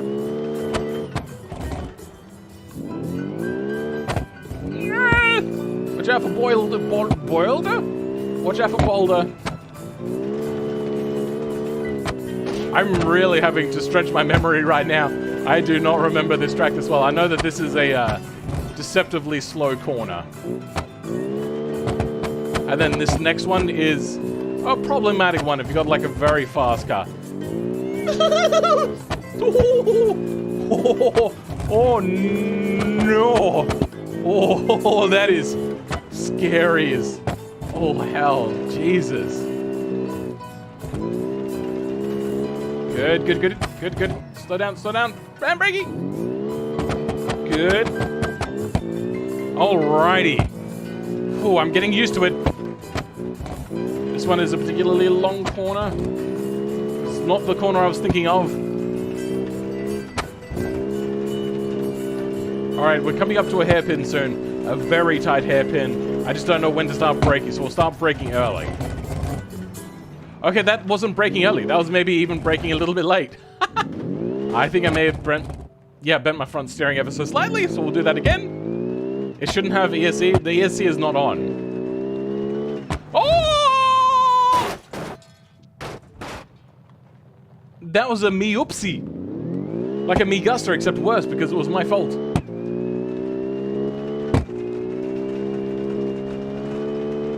Oh, no, no, no, no. Oh, no, no, no, no, no, car. See my braking skills? Sometimes I can just force the car to brake, like, really abruptly. Jesus. Alright, we're coming up to, what, the halfway point now? Nope, not there yet. Wrong corner. Wrong corner. I thought I was, like, 3 corners ahead or something. Let's reset that car. Get some good wheels back on there that are not bent from falling off a cliff edge. I forgot this corner was here. Maybe there's 3 corners. Yeah, okay. Next corner. Yeah, okay. The next corner will be reaching the halfway. Nope, still the wrong area. God damn, my memory of this is completely gone. Now you guys know why I stopped making videos on this track, because, god, the amount of times I had to reset. Oh, it's such a nightmare. Did I?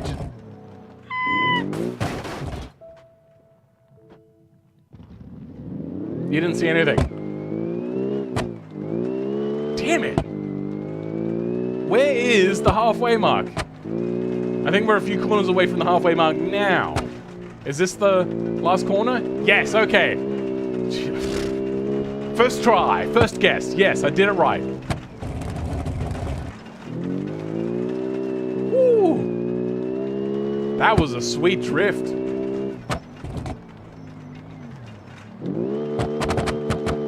When you put power down, this thing gains so much more traction. Alright, Devil's Playground, this thing is going to be a real pain in the butt cheeks, because I only really know how to drive this on bitumen.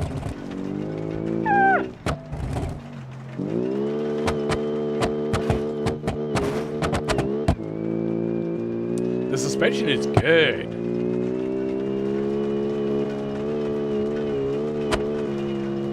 Oh no! Oh no!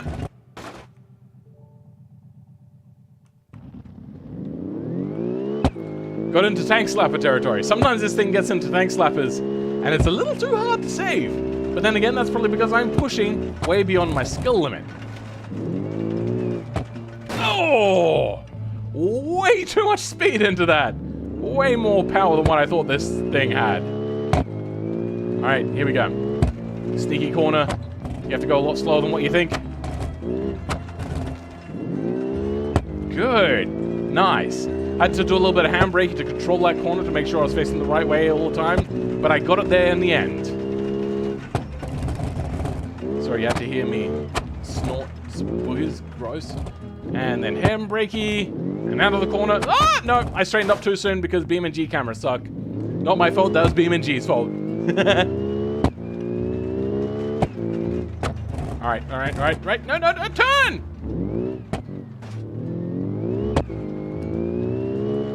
You guys are seeing my lack of skill. I do love Pikes Peak, and I am going to do something for the 100 running anniversary sort of thing.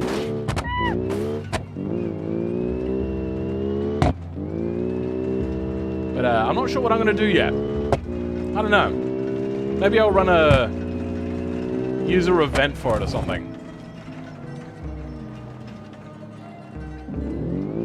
Nice. Maybe I'll do a live stream for it as well.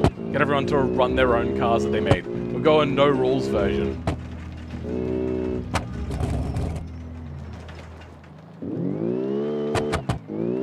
Nice. Good.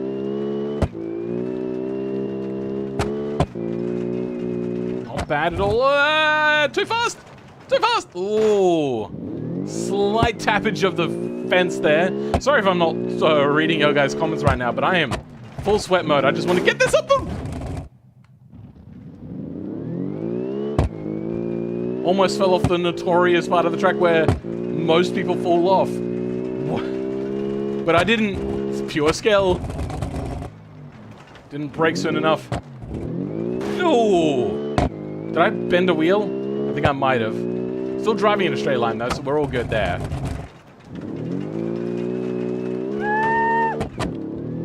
Almost made it. Almost did a good job. Alright. Now to go in the unfamiliar section that I do not know much about at all. I really don't know much about this section of the track. I wish the map area here was on the navigation was good. But it's not. Alright. Slowing down. Handbrake on. Full power, full power. No, no, no, no, no. Oh, it gets rough here. Oh. If I had a brake like 2 meters earlier, I would have made that corner. Alright, this is probably a slow part. I don't know.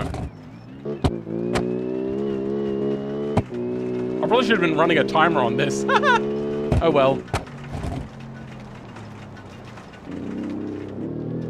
Wrong gears. Out by 2 gears there, BeamNG. No, no, no. Feel the Drift King? Yeah, sure. We'll go with that.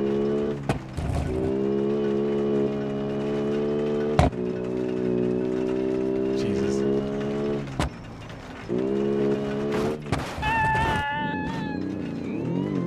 No, we're doing okay. I saved it. I meant to do that. There we go. Good. Too high of a gear. This would be really fun, I reckon, with the steering wheel. Oh, come on. So close. So close. Oh, we went around. Trying to bring that back on track, we accidentally went a little too wide around and ended up spinning.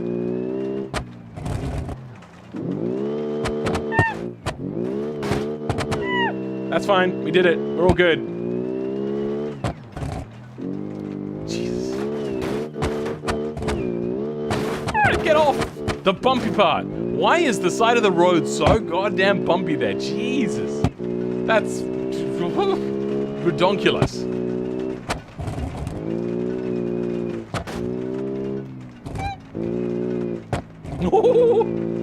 Almost swayed off the edge of the road. Alright, coming down into the squiggly S section. Got a few more hairpins after this. No! Oh, come on! Goodbye, car. Goodbye, my lover.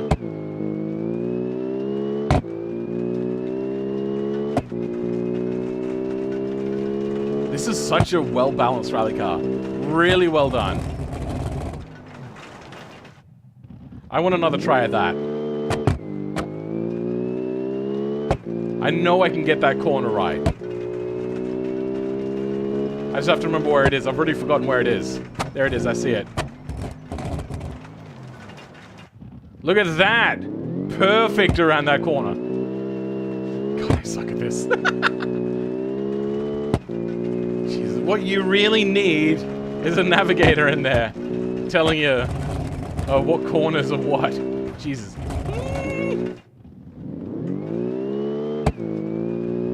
I know it might be blue balls in you with crashes, but I just want to make it up. And move on to the next car so I can go to bed soon. I'm an organizer, and I want to sleep early.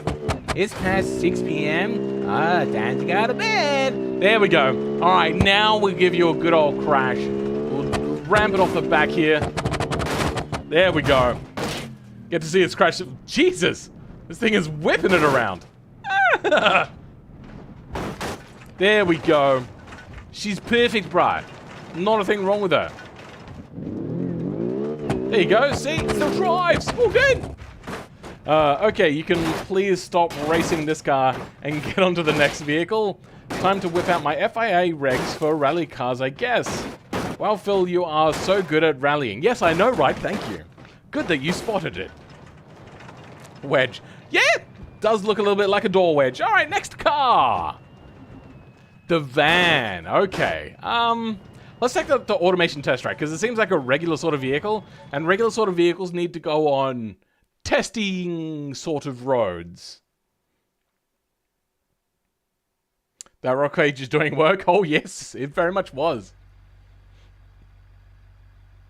Also, welcome Border 140 Tame. How's it going, bro? Hey Phil, are you going to make a trophy truck or maybe a super stadium truck? I kind of did, but there is a plan to do one. Keep an eye out for that one day. Pikes Peak van? No, I'm good, bruh. Oh, I'm good. We don't need that. Also, welcome Alexander Power Plays. how's it going? Welcome to the stream. I built a car that hits 112 miles per hour in automation. In first gear. Oh dear, your gearing is wrong. I like the sounds. I believe they're custom. That sounds pretty good.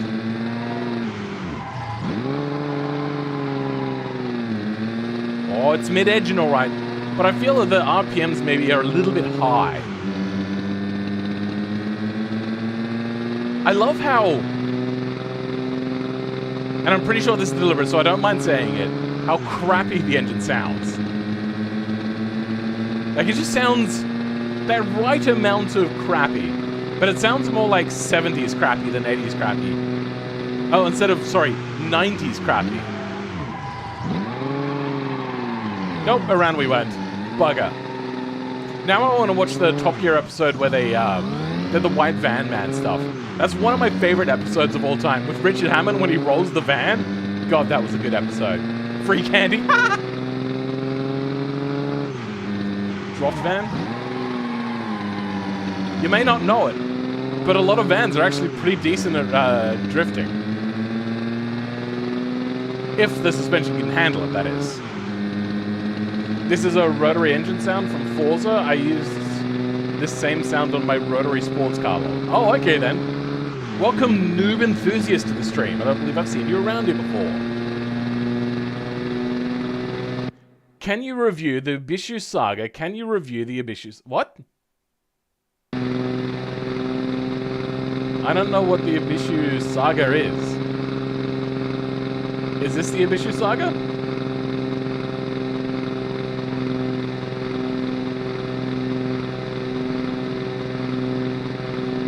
I like how the thing doesn't have a very high top speed as well. It feels very accurate.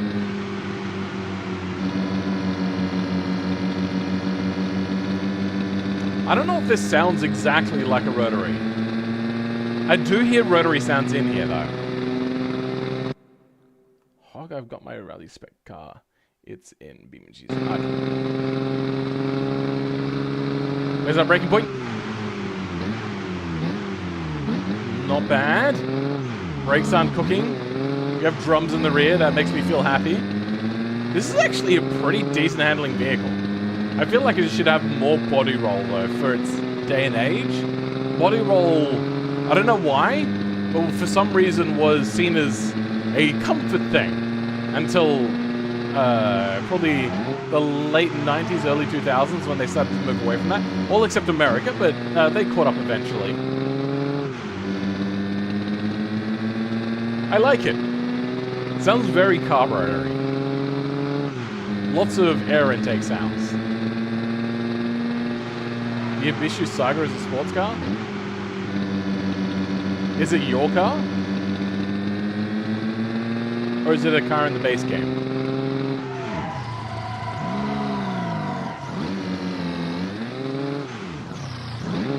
Alright.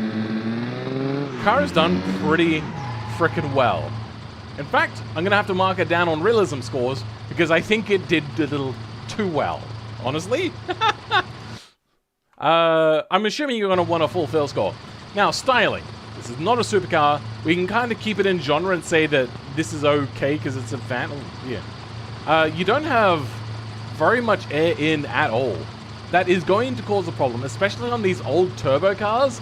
They do have massive problems with overheating. I see that you got a little bit here, a little bit here. You may want to get some cooling in from underneath. I'm not sure, but like, it looks good. I'll give it that. But this is like, non-turbo levels of cooling for back in the day. Was this meant to be like in 1994? Let's have a look at an 1985 van. Just type in van. Oh, wow. Why are they bringing up like a really old Chevy? All right, here we go.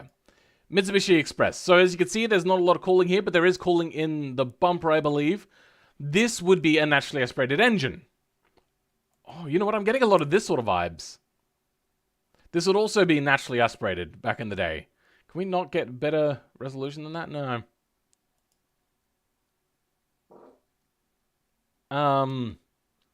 Yeah, not a whole lot of cooling. But these are probably all non-turbos. You're probably going to want cooling on this thing. Styling, though, I do like it. In genre, it's okay. But it's no supercar, so we'll give that, like... You know what? I really like it. I think it looks pretty cool, so we'll give that a 7. I do like, very specifically, that you've got, like, this whole cut-in line going around here. I like that a lot. That is nice detail. Acceleration, pretty piss poor, so we'll give that a 2. Handling, give that a 6. Fun factor, a lot of body roll, but it does have a lot of fun to it, so we'll give that a 6. Cool factor, it's a minivan, so like 0. Trackability, you know what? I'm going to give that like a 3. If you put non-cooking brakes on, I don't know how long it would take for the brakes to cook, we'll give that like a 4. Actually, you know what? Probably overheats, so we'll give that a 3. Car needs to be submitted to Filmman's Reddit. Okay then. Welcome Kanjo to the stream. 10 out of 8. Features. I'm guessing it's not going to be particularly good, but let's have a look-see. We have air conditioning, we have a radio, have a few dials there, but manual windows. Do we have... No, I don't think any of this is animated. So I don't think there's much JBing apart from the engine sounds. Features. Like a 2. Comfort. Bench seats are not the most comfortable. I'm going to go ahead and say that. It's quite loud and quite rattly, so that's not going to be the most comfortable. What's its price? This is the Ibishu TAC something or other. Takumura. Thank you, Javelin is a good boy. You're a good boy for giving me a good car. I do approve. Love this car. 1992, $23,000. So not the most expensive car. So comfort's probably not going to be top of the line. It's going to be mostly about like getting that car down to that price. We'll give the comfort like maybe for quality.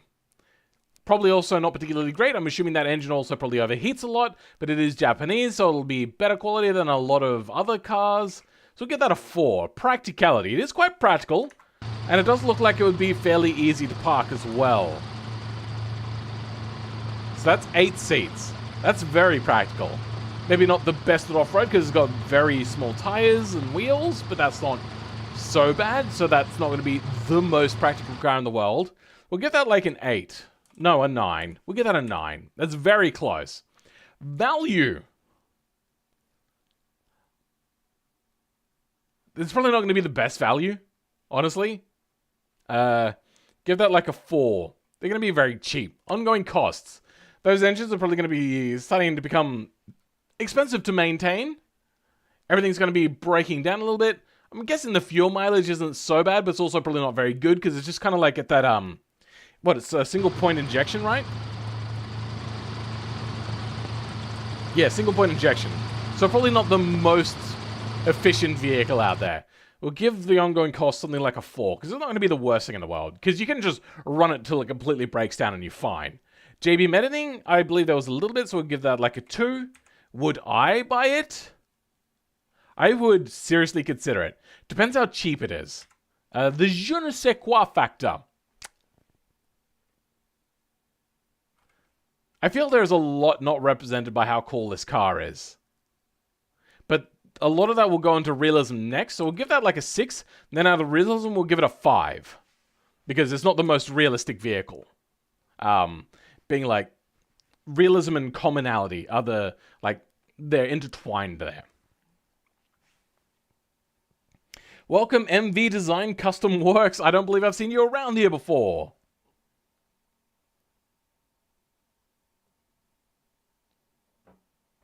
You have to leave now? Okay, Crysic, catch you next time.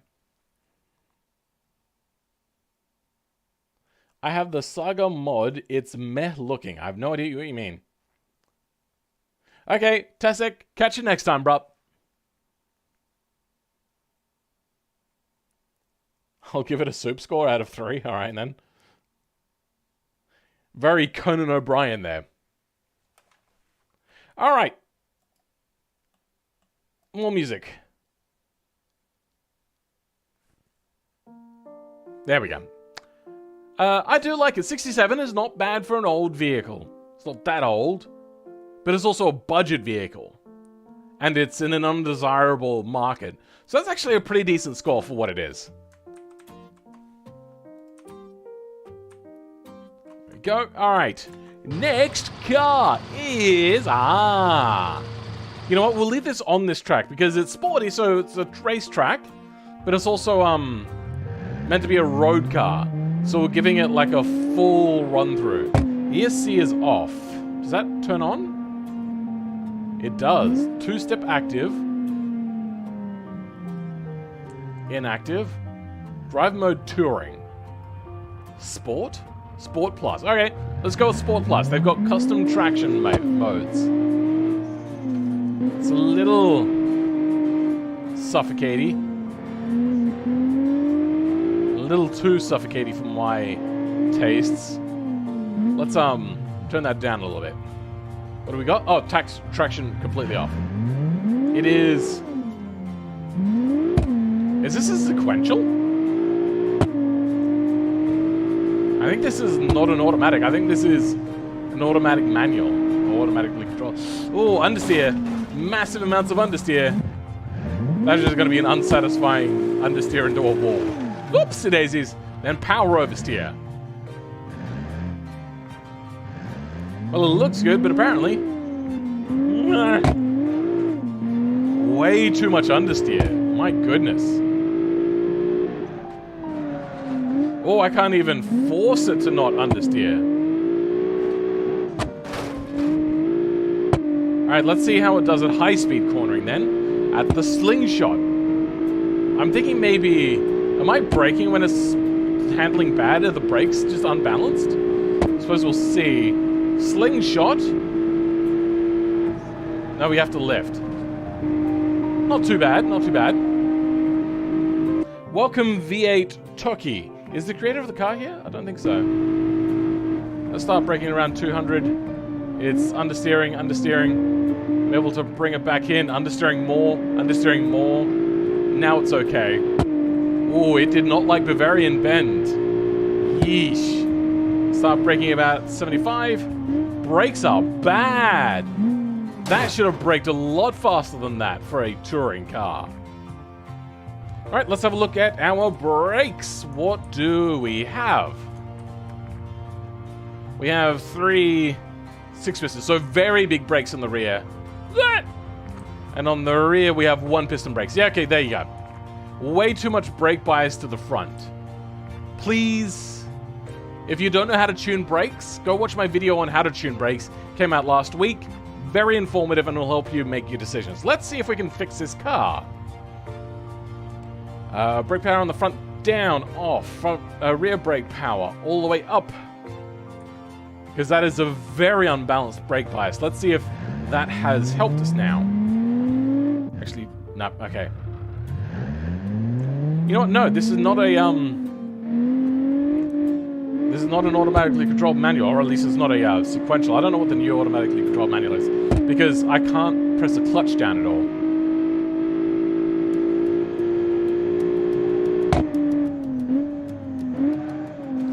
Come on, turn. Alright, Adam's Apex, quite slow. Quite a lot slower than what I would have liked. What about Cossacks? Okay, you know what? Much better. I can actually brake turn in now. Not the greatest. Still wants to understeer. But look at that. I can brake and turn at the same time. Much better. You're leaving because too many buffers? And because I'll put a hole in my wall. So, for short buy? Okay. You can turn the quality down. Never seen someone understeer out of a Scandi flick. I mean, it happens. Especially if you've got all-wheel drive. Wait, is this all-wheel drive? No. Okay.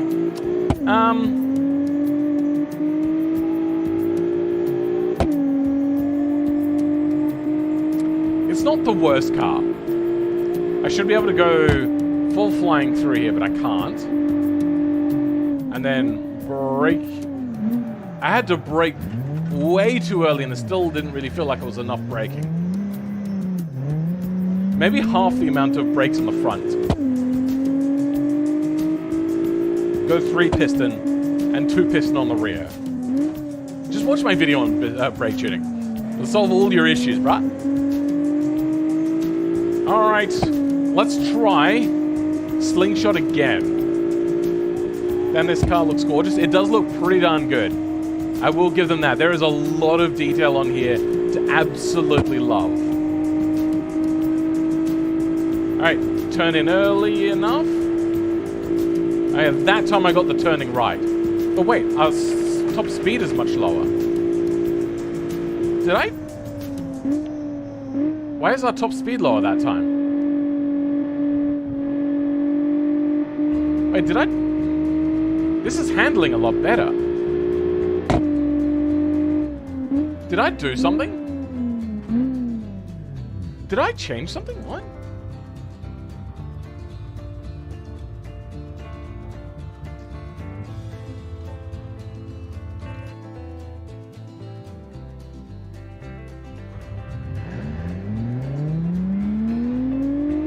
Try respawning it from scratch.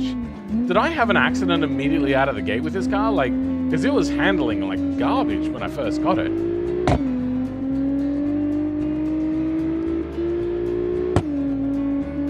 Did it what?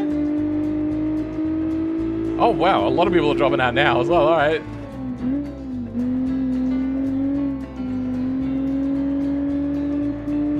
Okay. You know what? I think there was something wrong with the car at first, because now it's actually handling pretty nice.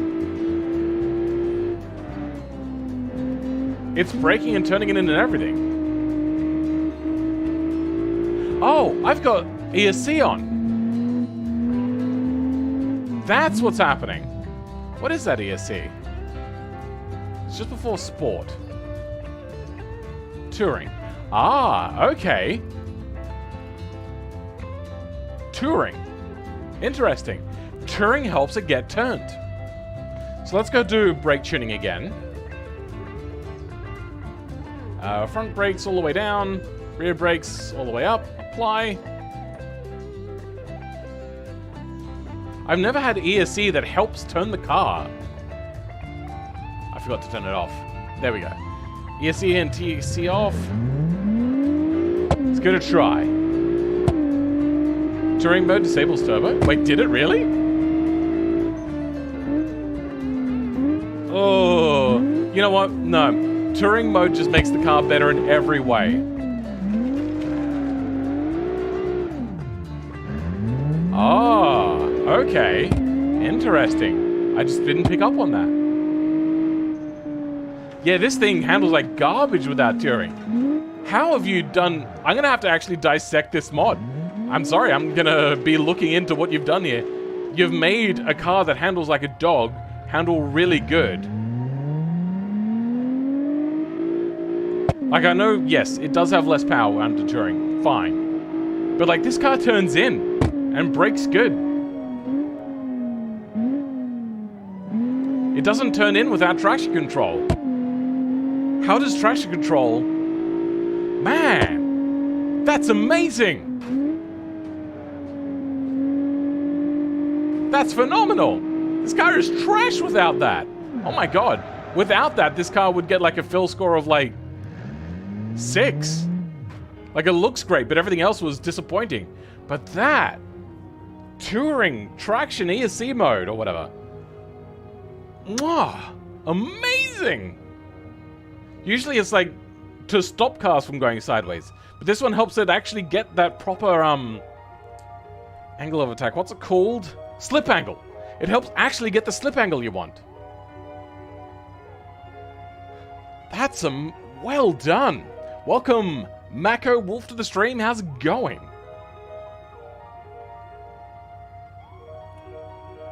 Yeah, I'm going to be looking into it soon too. Anyway, that is some really good work. My god, that is amazing. Let's go ahead. Who is it that made this car? The Lorry Sport Renaissance GT.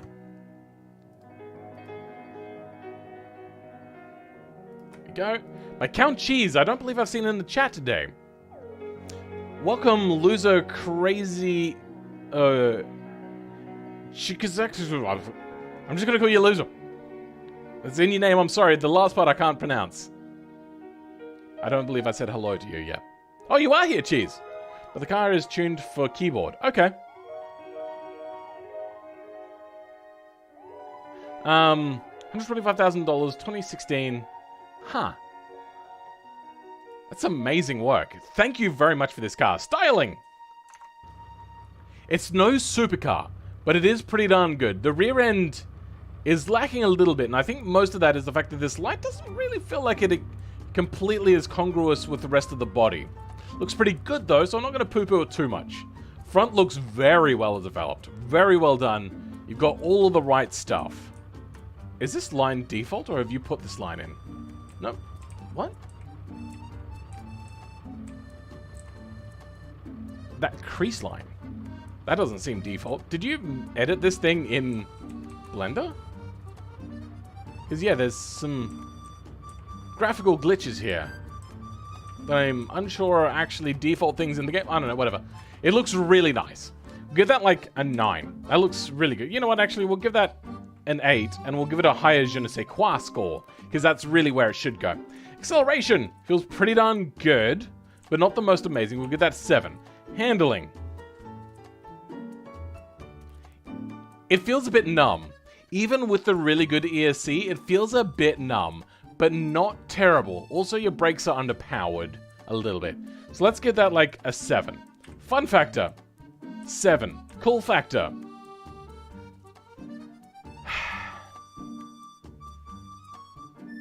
in amongst car fans, not a lot of German cars get a lot of like fandom behind it. There's Porsche, BMW, Mercedes don't get a whole lot of fandom. Like the M3, sure. The Mercedes, big Mercedes, kind of like, okay. But they're a bit of a normie sort of car. So a lot of car fans generally tend to avoid it. But then out of normies, when normies see supercars, they like cost $125,000. They probably expect something a little bit more like a Wild Lotus or Ferrari. So it's kind of like, I've always felt that Mercedes are a bit of in a no man's land, honestly. So cool factor is not going to be really high. You're going to have a very small area of car fans, but they're going to be like shallow car fans, not really deep car fans. The only other ones that might are weird people like, who's that YouTuber? Hoovy's Garage, that guy. Tyler Hoovy. He would like a Mercedes, but still also like real cars. So there's the occasional one. Most people are just going to think, oh yeah, that looks cool, but then look at a McLaren and go, oh yeah! So cool factor. 6. Trackability. I want to go like 8 or a 9. I feel the brakes aren't good enough, so we'll go an 8. Features. It's a lot of money. So I'm assuming we'll just give it the benefit of the doubt. Looks like it's got most things here. Hold, auto hold? Okay, that's pretty good. Oh, electronic handbrake. Oh, sucks. Trackability, reduce that again now. Features, we'll give that like, probably a 9. It's probably really high on the features. Comfort. It seemed fairly good. It wasn't too loud. Seats themselves. Oh, they're a bit thin, so you will be getting a lot of the road connected to you. So it's not going to be a plush luxury, say, Rolls Royce. But it's not going to be uncomfortable. So we'll give that probably somewhere around, like... How much body roll does this have? Oh, that traction control.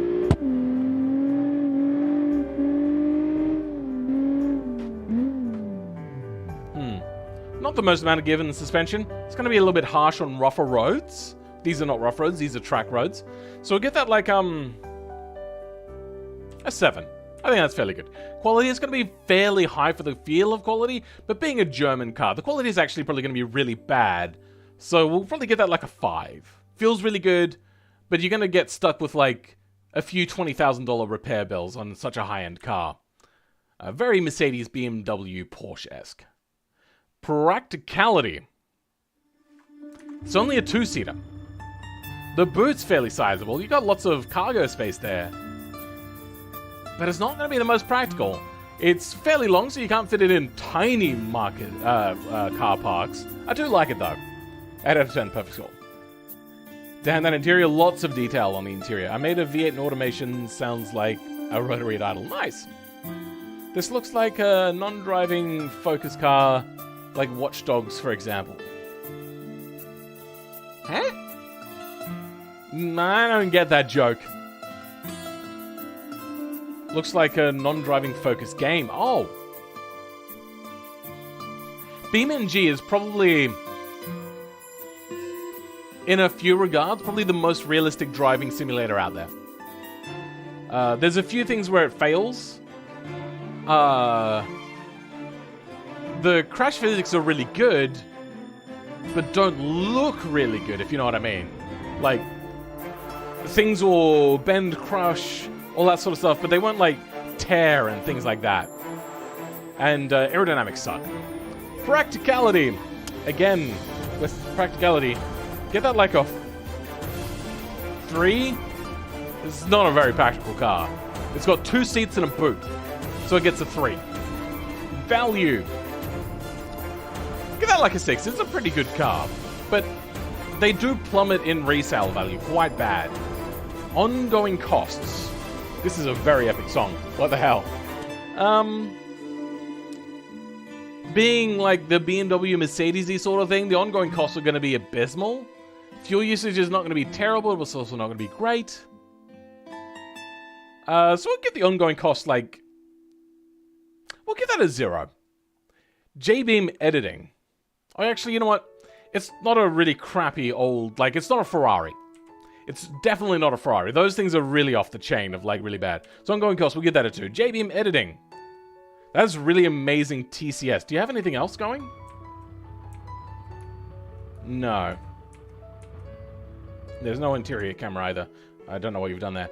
We'll get that like a 3. Lots of stuff there. Would I buy it? It would probably never be in my price range, even if the used market price does come down a lot. But I would certainly go for it. But it would probably never be something that I would consider price-wise. Je ne sais quoi factor. 9. Realism. I don't feel that parcel shelf on the rear is very realistic. Aside from that, everything else is quite realistic. So we'll give that a 9. I like that. Also, the fact that it turned off turbo boost on touring mode. It's a bit weird. So that is a score of 99. That is a really good score. Not the game, this car in particular. Oh, okay then. Sorry, keyboard mishap? Fair enough. I think he wants to say that the car looks good from a game not about cars. Like Watch Dogs. What? BeamNG is about as realistic as you can get for a driving sim. Yeah, in some ways, yes. Actually, apart from aerodynamics, yes. There are other ones that are much better. It's funny you say that. Say what? You have to be a little bit more specific. Conversation's moved on. I think the reason the handling is bad is probably because the force is really high. But even at slow speeds, it'd like to understeer a bit. It's pretty good though. But a score of 99, that is a really good score. There's a reason why SUVs score really high. It's because they are just... They tick so many boxes. And that's why they're so popular. Alright, I loved that car. That was a really cool car. Very strange. We're going to do these two very quick side by side. Let's take it to maybe the handling track though.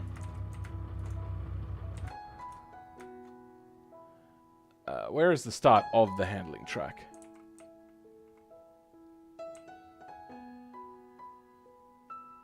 The hell? Where's the start? I don't know, man. Let's just plop them down here. Control E, first one. Go with this. Spawn new.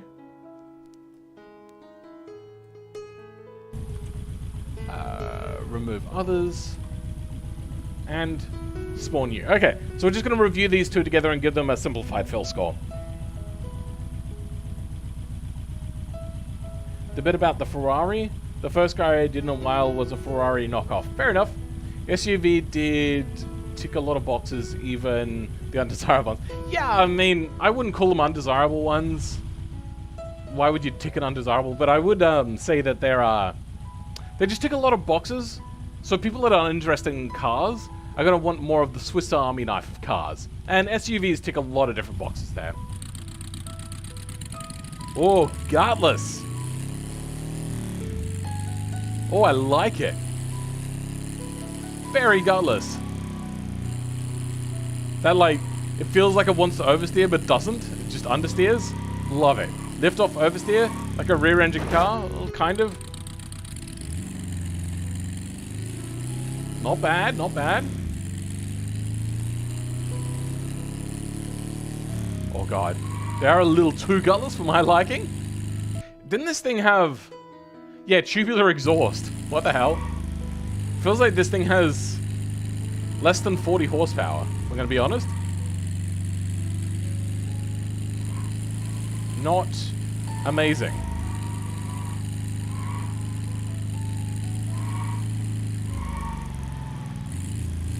Whoa. That understeered though. Brah. It's a real brah moment. I remember Forza Horizon 4.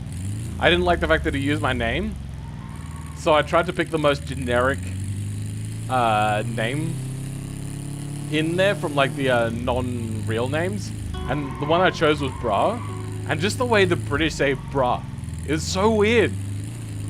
How's it going, Brah? I was like, that's wrong.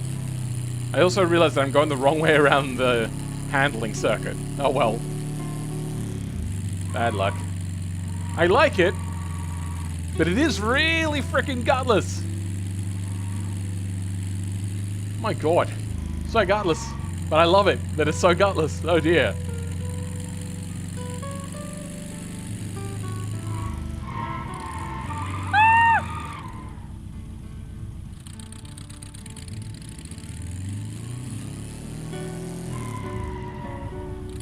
That's fun. I like the fact that you let it still be gutless. Okay. Next car. Whoops. Yikes. Big crash. The peculiar exhaust makes sense if he was going for a replica engine. Sometimes you need to compromise on realism to meet the performance numbers. Maybe. Oh, this one's a little bit more oversteery, but still holds itself in line. It's a front engine boxer rear wheel drive. Okay. I do not know much about this. Had a tubular exhaust. I would have liked you to worked with it. I'm gonna be honest. There is ways about doing that, especially now. With things like valve tuning, you can give the thing a much more aggressive cam tune to get it up there, and then give it the drop-off peak power point by reducing cam spring stiffness. Sorry, the valve spring stiffness. It's amazing how this thing feels like it wants to really oversteer, but it just won't. Like, it'll go around a little bit, and then I'll just be like, man. Oh. With a little bit more finesse, yes, I am able to get a little bit more oversteer out of it. Oops, touched the dirt. That was my bad. That went around because of me. And me, big dirt brain. We all good? Tight hairpin. Get it hugged on the inside. So slow I could just, like, turn over the dirt. Oh, dear. Hey, Fanny Vaxbear. Hey, Phil just popped in to say hi. Hi. How's it going, bravo? Front wheel drive? No, it's rear wheel drive. It's just so gutless you'd be able to barely tell.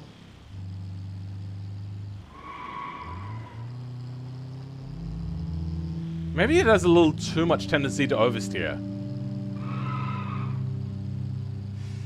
I like it. Nice. I also just realized... Oh, that thing's stuck on full drive. Is this gutter default? Oh, on the car? Or did you placed that gutter in? Nice work. Well done. What about here as well? Yep, placed in custom gutter. I was actually thinking about making a mod fixture for custom gutters. Oh, I like the fact that you've even fitted this in custom as well. Nicely done. A lot of work is here. Unfortunately, you submitted 2 cars in one, so I'm not going to give it a full fill score. I like a lot of it.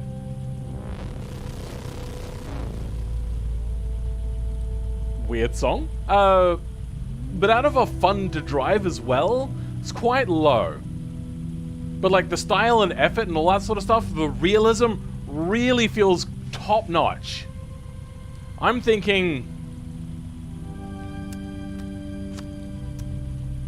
9.5 out of 10. 9 out of 10. It was a little too gutless to have more fun. You're saying this is rear-wheel drive? Oops. Oops. Well, let's have a look.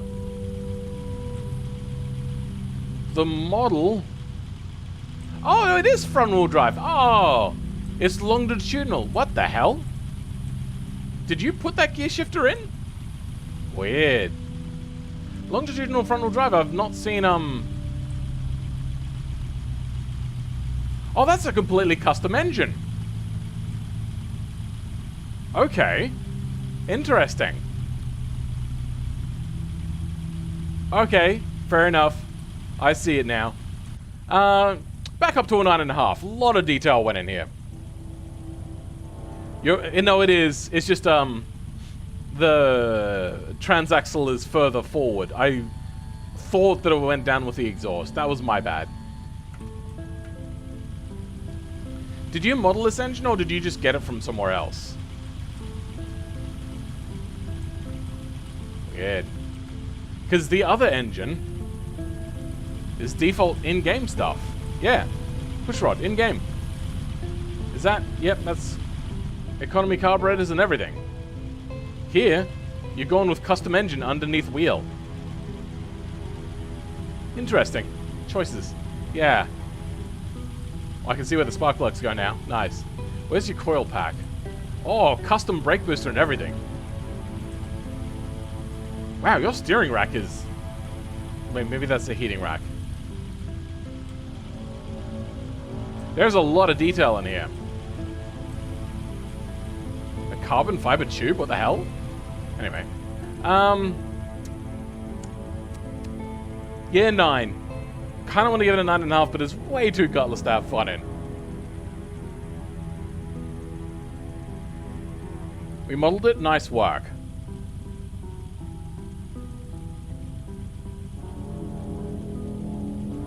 Lots of effort gone here. I approve. Except you probably should have only submitted one at a time. Control E. Remove others. Control E. Next car. Oh, okay. No, we're not even going to rest out here. We'll probably take this one to, I'm not going to take a Pikes Peak. It looks like it'll be too brittle for that. Let's go. Circuit de la South, I reckon. Oh, you know what? No. Spa-Francorchamps. I like Spa-Francorchamps. It's fairly easy to tell what a car is. Welcome to the 9 out of 10 club. Well, there was no J-beam editing on the steering or anything like that, so couldn't really get into the 9s. Feels quite stable. Understeer. Understeer, understeer. The understeer. Ah. Let's go home. Try that again. Turn ESC off. Nope, still understeer. No understeer. It's not turning full lock. That's full lock right now. You've made a car that doesn't handle properly. That's unfortunate because it looks really cool. It's skating right now.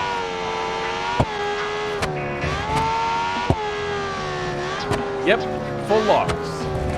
Minor steering, full lock steering, it's all exactly the same. It just doesn't steer. That is unfortunate.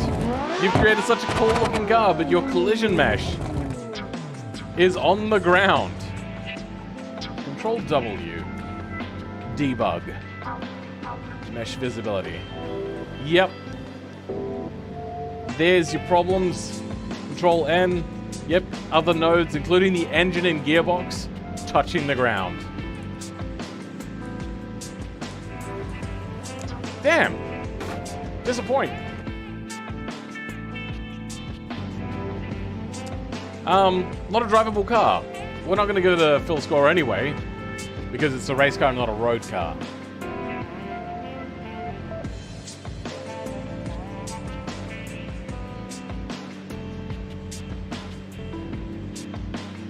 The suspension is stiffer than granite? Sure. Okay. Front is too low? Yeah. So we're going to have to base this entirely on looks. And there is a lot to like here on looks, but also it does look very patchworky. So I like a lot of it, and a lot of it just looks a bit jank. But I really wanted to try it out, so I did pick it out. It didn't actually make the cut this week. I love the back end so much more, though. The back end looks so cool. 6 out of 10, purely upon how cool it is. Everything else is against it because I just can't drive it. Loved it, bro, but you probably should have done some testing first, and I've got multiple videos on how to edit nodes. The San Rupert Undercover HD5S. Here we go. This is by a different Tom. Sorry about the burp. This is a 2000 car, $24,500 British attempt at a cheap and reliable off-roader. Where do we take it then for like simple off-roading? I'm thinking East Coast might be okay, but I want something a little bit more bumpy than East Coast. Italy could be pretty good. Small Island USA. No, if it's like a British thing, then let's take it here. Let's start at Crossroads.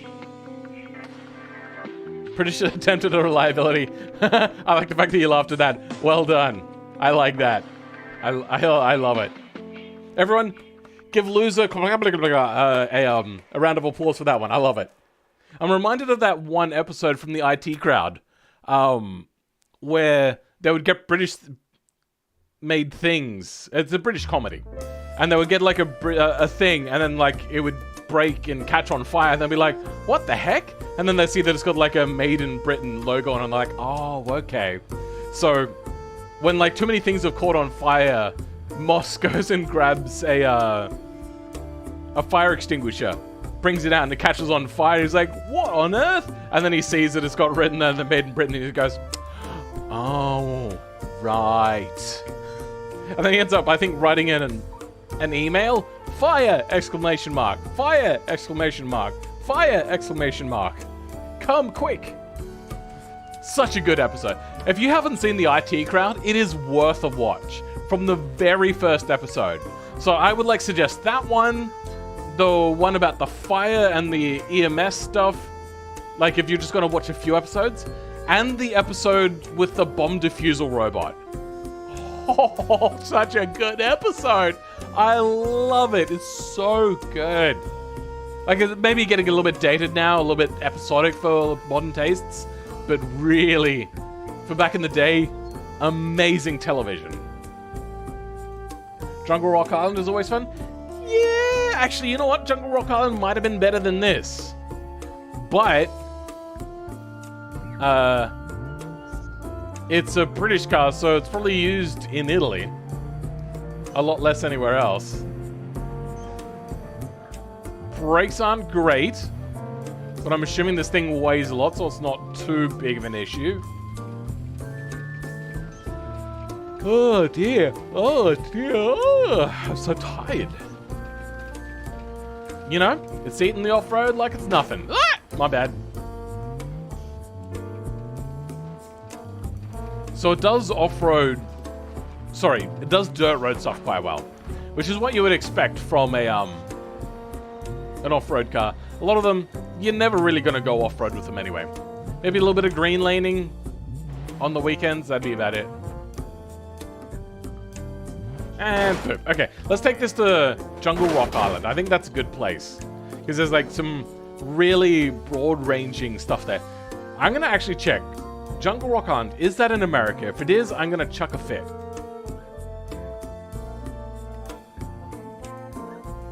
Oh, there we go, Jungle Rock Island. Tropical island, the Pacific is dense foliage, but also with roads and trails to explore. Jungle Rock Island. Oh, sorry, Tropical Jungle Island. Features, industrial site, port, lighthouse. Okay, so it doesn't say that it's from America. Good.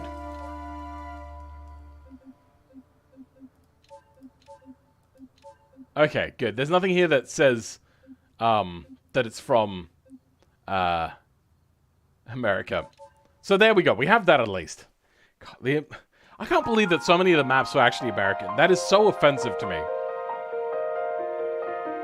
It's not real fast. It's not slow, this car, but yeah. Come on, BeamNG! Please! Jungle Rock Island could be American Guam, Hawaii. Yeah, I know. That's what I was thinking. Hey, Flamesy, how's it going, bruv? Ooh, everything's loading in. That looked like a naked mole rat for there for a second. Let's go find Dirt Off-Road Trail. Is that one there? What is this? I don't think I've ever been here before. Please face this way when I spawn you in. Great, you faced me the wrong way. Whatever, who cares? You know what, I'm going to control this manually, because clearly BeamNG doesn't know what gear to be in. We don't have lockers. Okay. So, they've saved money on that. They need a real green laning map. Or maybe this... I don't know, it doesn't feel like green laning. Oh, which way? Let's go the road less traveled. Oh dear, why am I yawning so... Oh, you know what? Yep, okay. I have to turn clutch controls on.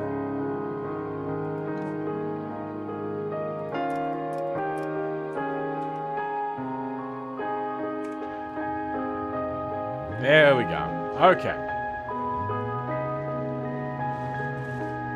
I have that turned off whenever I use my race rig. Did that? It does have a solid rear axle. For a second there, it looked like the wheel got a bit of camber. That was weird. Very sinky. Sinky.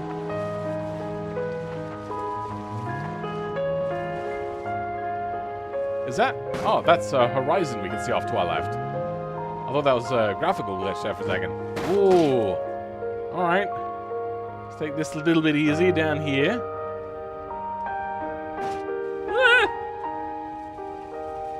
I feel it's a little too bouncy.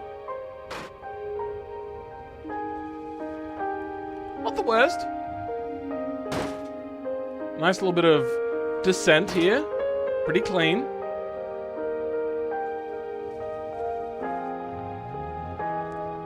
Not bad. I like green laning. Do we have... you know what? Yeah, let's go in cabin position. And do a little bit of this driving here now. Feeling nice. Feeling good. Feeling good on a Wednesday. It's hard to tell where my position is, being off-centered like this. Oh. I hope nobody gets motion sick from this. This is fun. I gotta do more stuff like this. Like first-person driving. You know, for off-road and for cheap, very cheap, this is not so bad. A little bit of understeer there.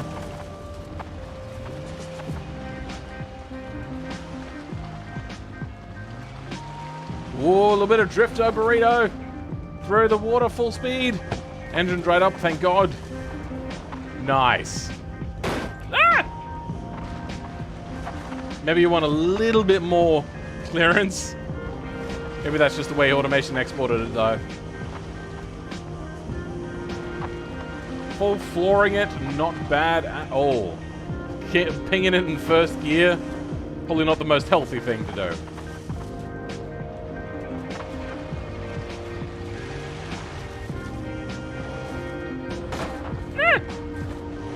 This is fun. I like this. Anyway. Do we give it a fill score now? I think we might. So, for design. Phil has accidentally discovered my favorite off-road testing trail. It's fairly boring, but we'll make up for that in the je ne sais quoi factor. I don't know if this is in the right place, and these don't feel like they cover enough. So, styling. 4. It's a bit dull. Acceleration. Not slow, but not fast. We'll get that somewhere around a 5. Handling. It was okay. Much better off-road. Fun factor. I mean, if you're driving off-road, quite fun. Give that like a 7. Cool factor. It's probably not very cool. Trackability. It's actually probably a lot less cool than that. We'll give that a 3. Trackability. Probably not. Features. It's 2,000, so it's not going to have a lot. And also for that price range. It's got a cassette player and some AC and some dials for whatever reason. I don't think this would have like an inbuilt phone for, what was it? $24,500? Give me a second.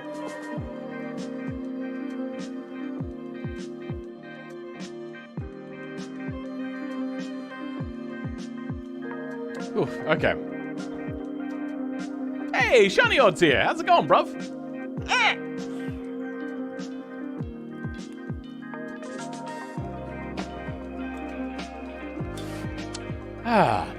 So that's what it looks like when somebody that is verified comments in my stream. Weird. So features. It's probably not going to be, yeah, like a cassette player in the year 2000. I don't know about that, man. It's got electric windows and electric door mirrors. Probably all going to break because it's British. Probably can't say that because I'm not British myself. That's offensive.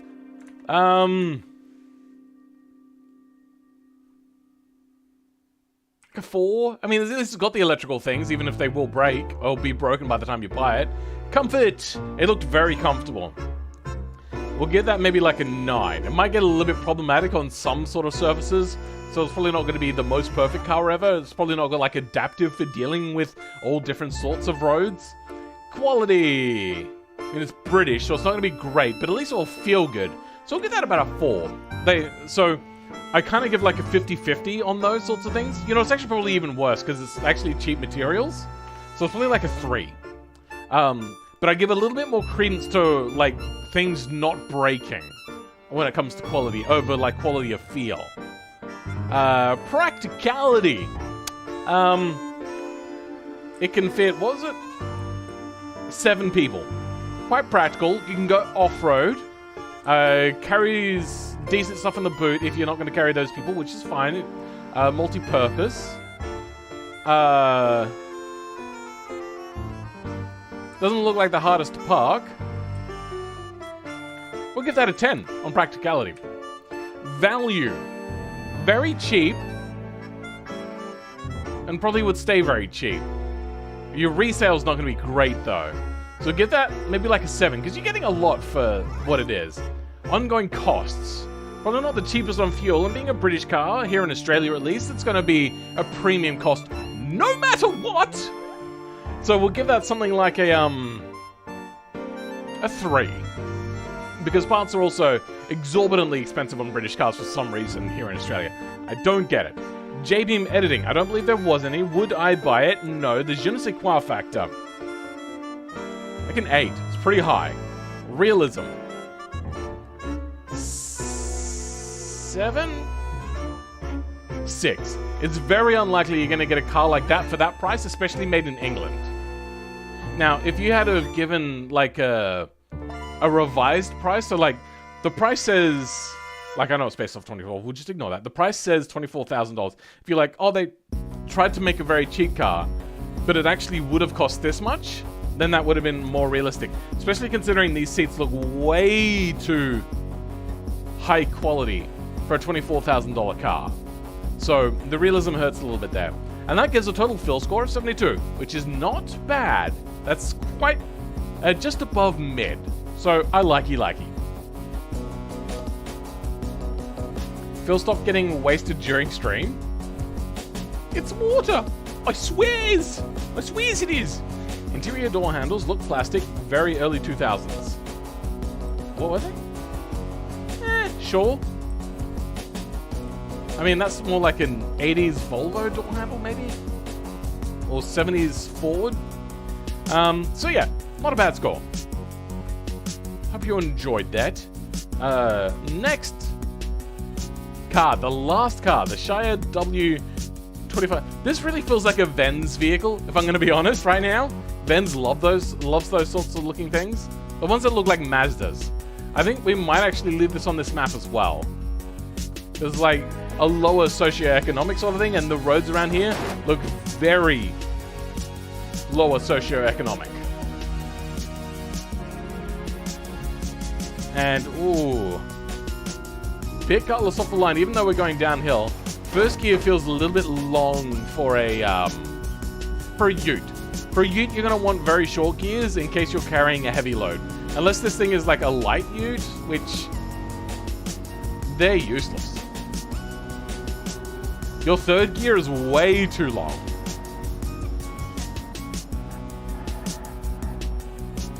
How many gears does this thing have? That's 5 gears, okay. I want to see what its cruising RPM is. So we're going to turn around here. Come on, drive faster.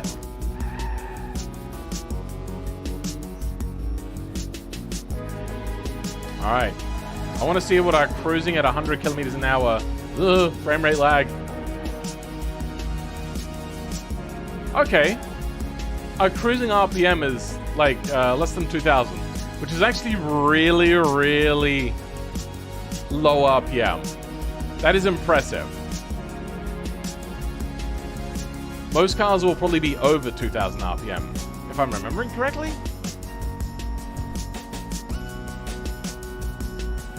Not bad at all.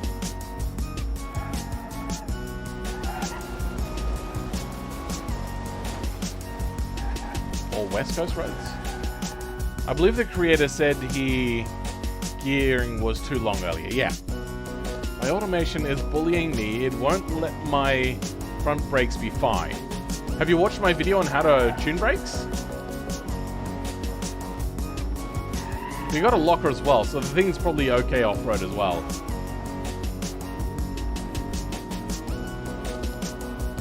Not bad. I like.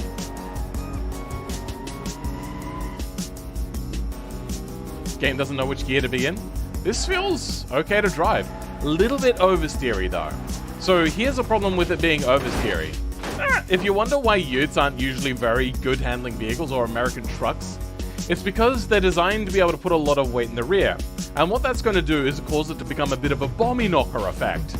And it's going to want to, like, become wayward if the weight is too far backwards. So the fact that this thing oversteers without really any effort, without any weight, could become a bit of a problem. Let's, Control E. Since this is the last car, we don't mind getting rid of that. Let's grab a rock or something. I don't want to put a rock in there. Rocks suck. We can get a wood pallet, right? 200 kilogram? Alright. What's the collision mesh on this? Oh, not bad, actually. Is this the A-Team or something? I know this tune. Stay Alright. We're gonna attach this now. What is... What? Why is it green? What the hell? Anyway. Can you attach? Or not? There we go. No! Stay on! Stay on! Alright. Let's try over here now. Did that attach? I think it did. Alright. Wrong thing. Now the weight is... Actually, you know what? The weight's way too far in the middle. So it's gonna make it okay. Should have moved the weight further back. I'm an idiot. Whatever. Ooh. Oh, it's becoming a little bit... Ah! No, shoot! Oh, no! Let's rewind a bit. Just a tadpole. Can we go forwards? We can't go forwards. Your gearing is too long. Oh my god, your gearing is way too long! Jesus! Alright, here, we're on a bit of flat ground now. Got the other vehicle now, oh, thing. You know what, maybe we should repair it quickly. And we're gonna try to have the weight a little bit more rearward this time.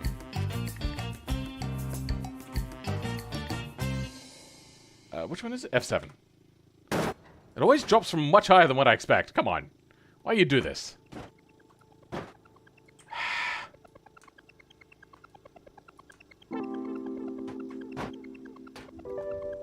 Nope. No! No! Wait! Please. Please don't be like that guy. Don't be that guy. Come on. There we... Come on. Don't be like that. There you go. Good boy. There you go. Yeah. This is turning out to be much more effort than what it's worth. Screw it. Why not? No, come on. Oh, what? Why? God, no. No, stay there.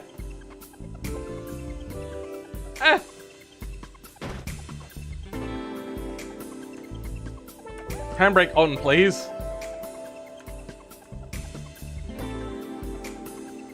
There we go.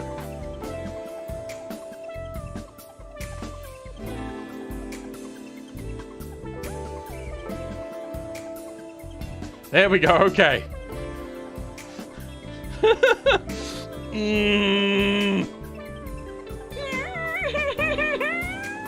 It does not want to carry this at all. You know, once this thing gets going, it's not so bad. It's just gutless off the line. Oh no. And the weight, once again, way too far forward. God damn it. Ah! Oh no. Now the weight's far back. Yeah, it would have been, yeah.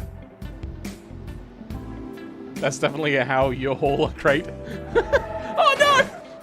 No, and I don't want to reset my vehicle because then I have to repack it again, and I don't want to do that. Nah. God, I had to go full sweat mode just to get a crate on the back of this thing. It's a bit bent? Yeah, I agree. Oh dear God. The steering is pulling hard to the right, so I'm having to like constantly correct left. No! Damn it!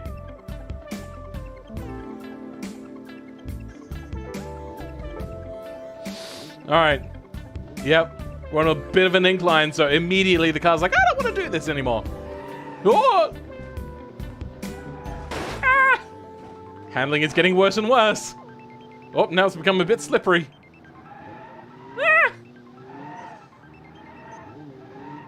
good. It wasn't the tunnel I was thinking it was. I don't know if this thing can drive in a straight line for a very long period of time. Oh, you know what? I think I may have bent the steering to be straighter. And around I go. Whatever. All right, cool vehicle, bruv. Love it.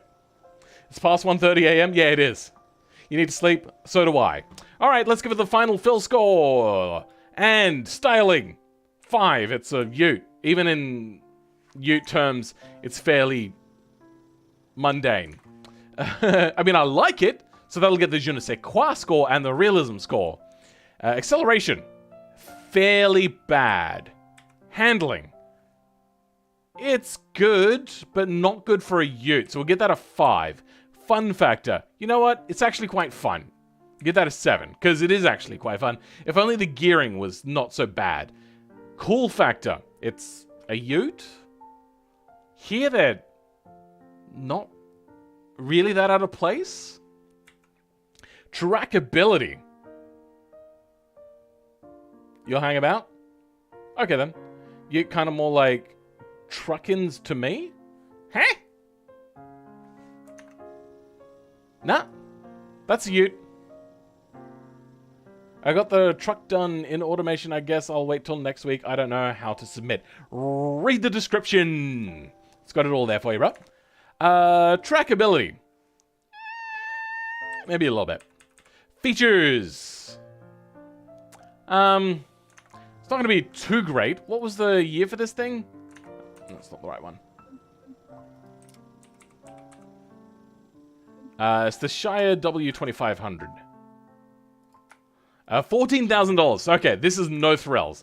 Let's actually see if they've done anything for the interior. They've got fan control. That's probably just to make sure it has defrost in their heater. So, features.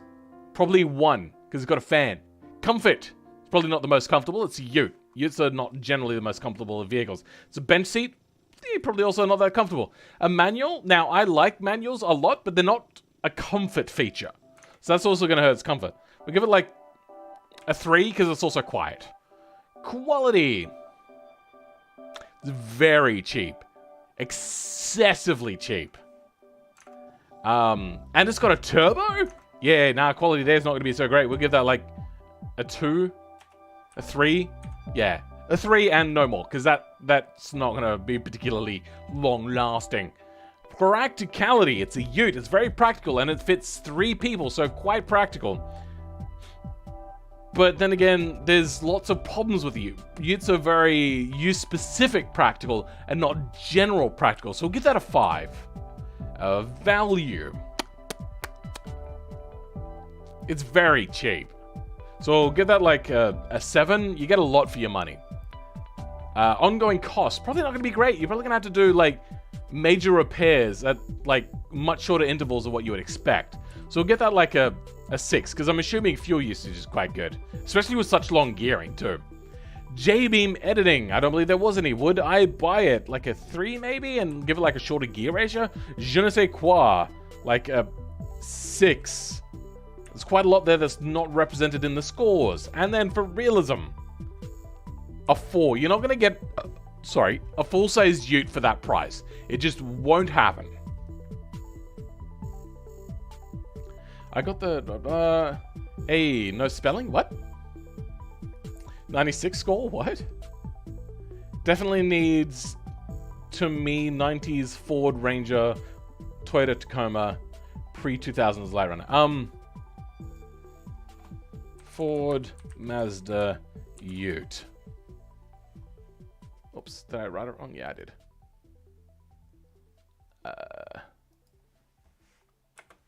1999.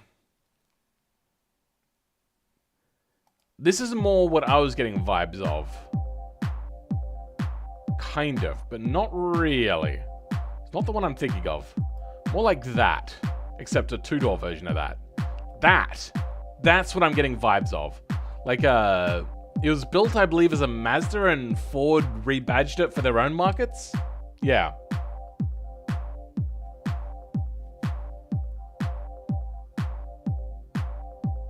Anyway, pretty cool. I did like it, except for the fact it's really hard to load things on there, and the gearing is too long. Aside from that, It's a pretty good vehicle, and I do like it. Welcome, Arminio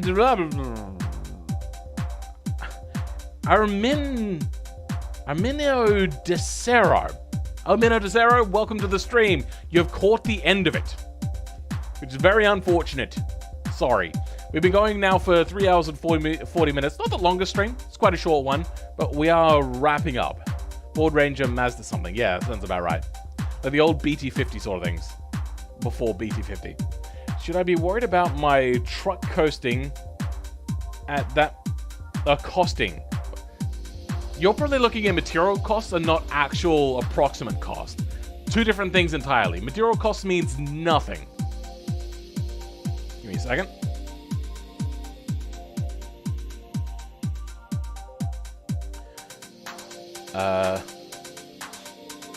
Call you Armin? Okay. Welcome Armin to the stream. And see you later, Armin, from the stream, because we're about to wrap up now. So thank you everyone for joining. There has been a bunch of people in there. That's a lot of likes on the stream. Thank you very much for all of that. And for having such high numbers all the way through. A lot of you hung around the entire time. Thank you very much. So let's start winding up. Wait, let me post on Reddit real quick for the next stream.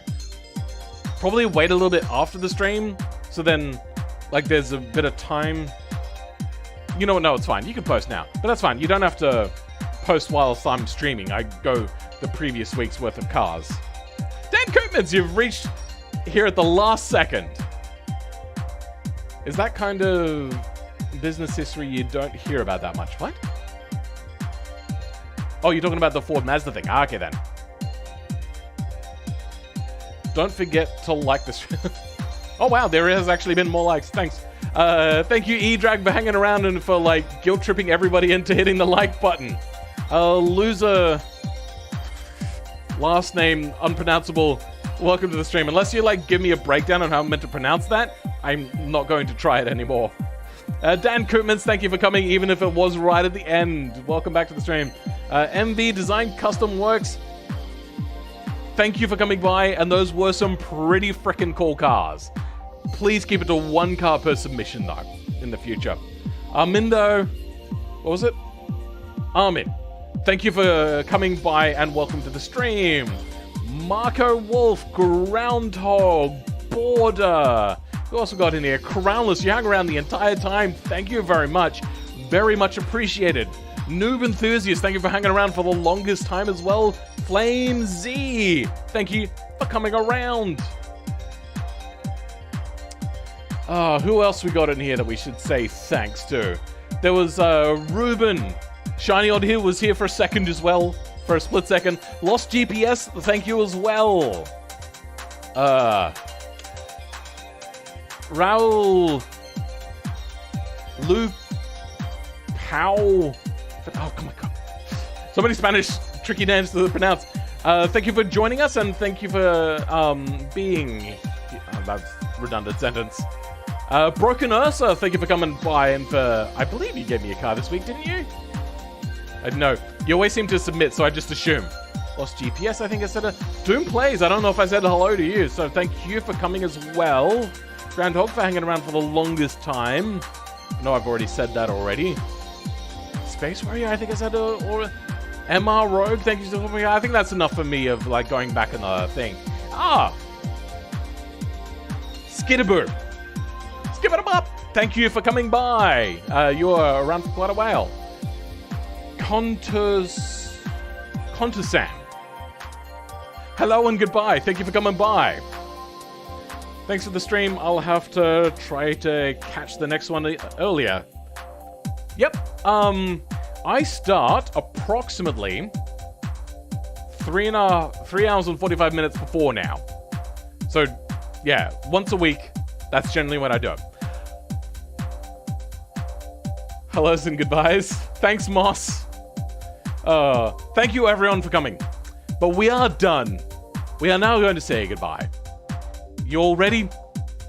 You know what? No, I'm not going to do the special outro because it got copyright claimed again. So until I get her off my lazy butt to doing that proper outro, we'll just go with the normal outro. Goodbye.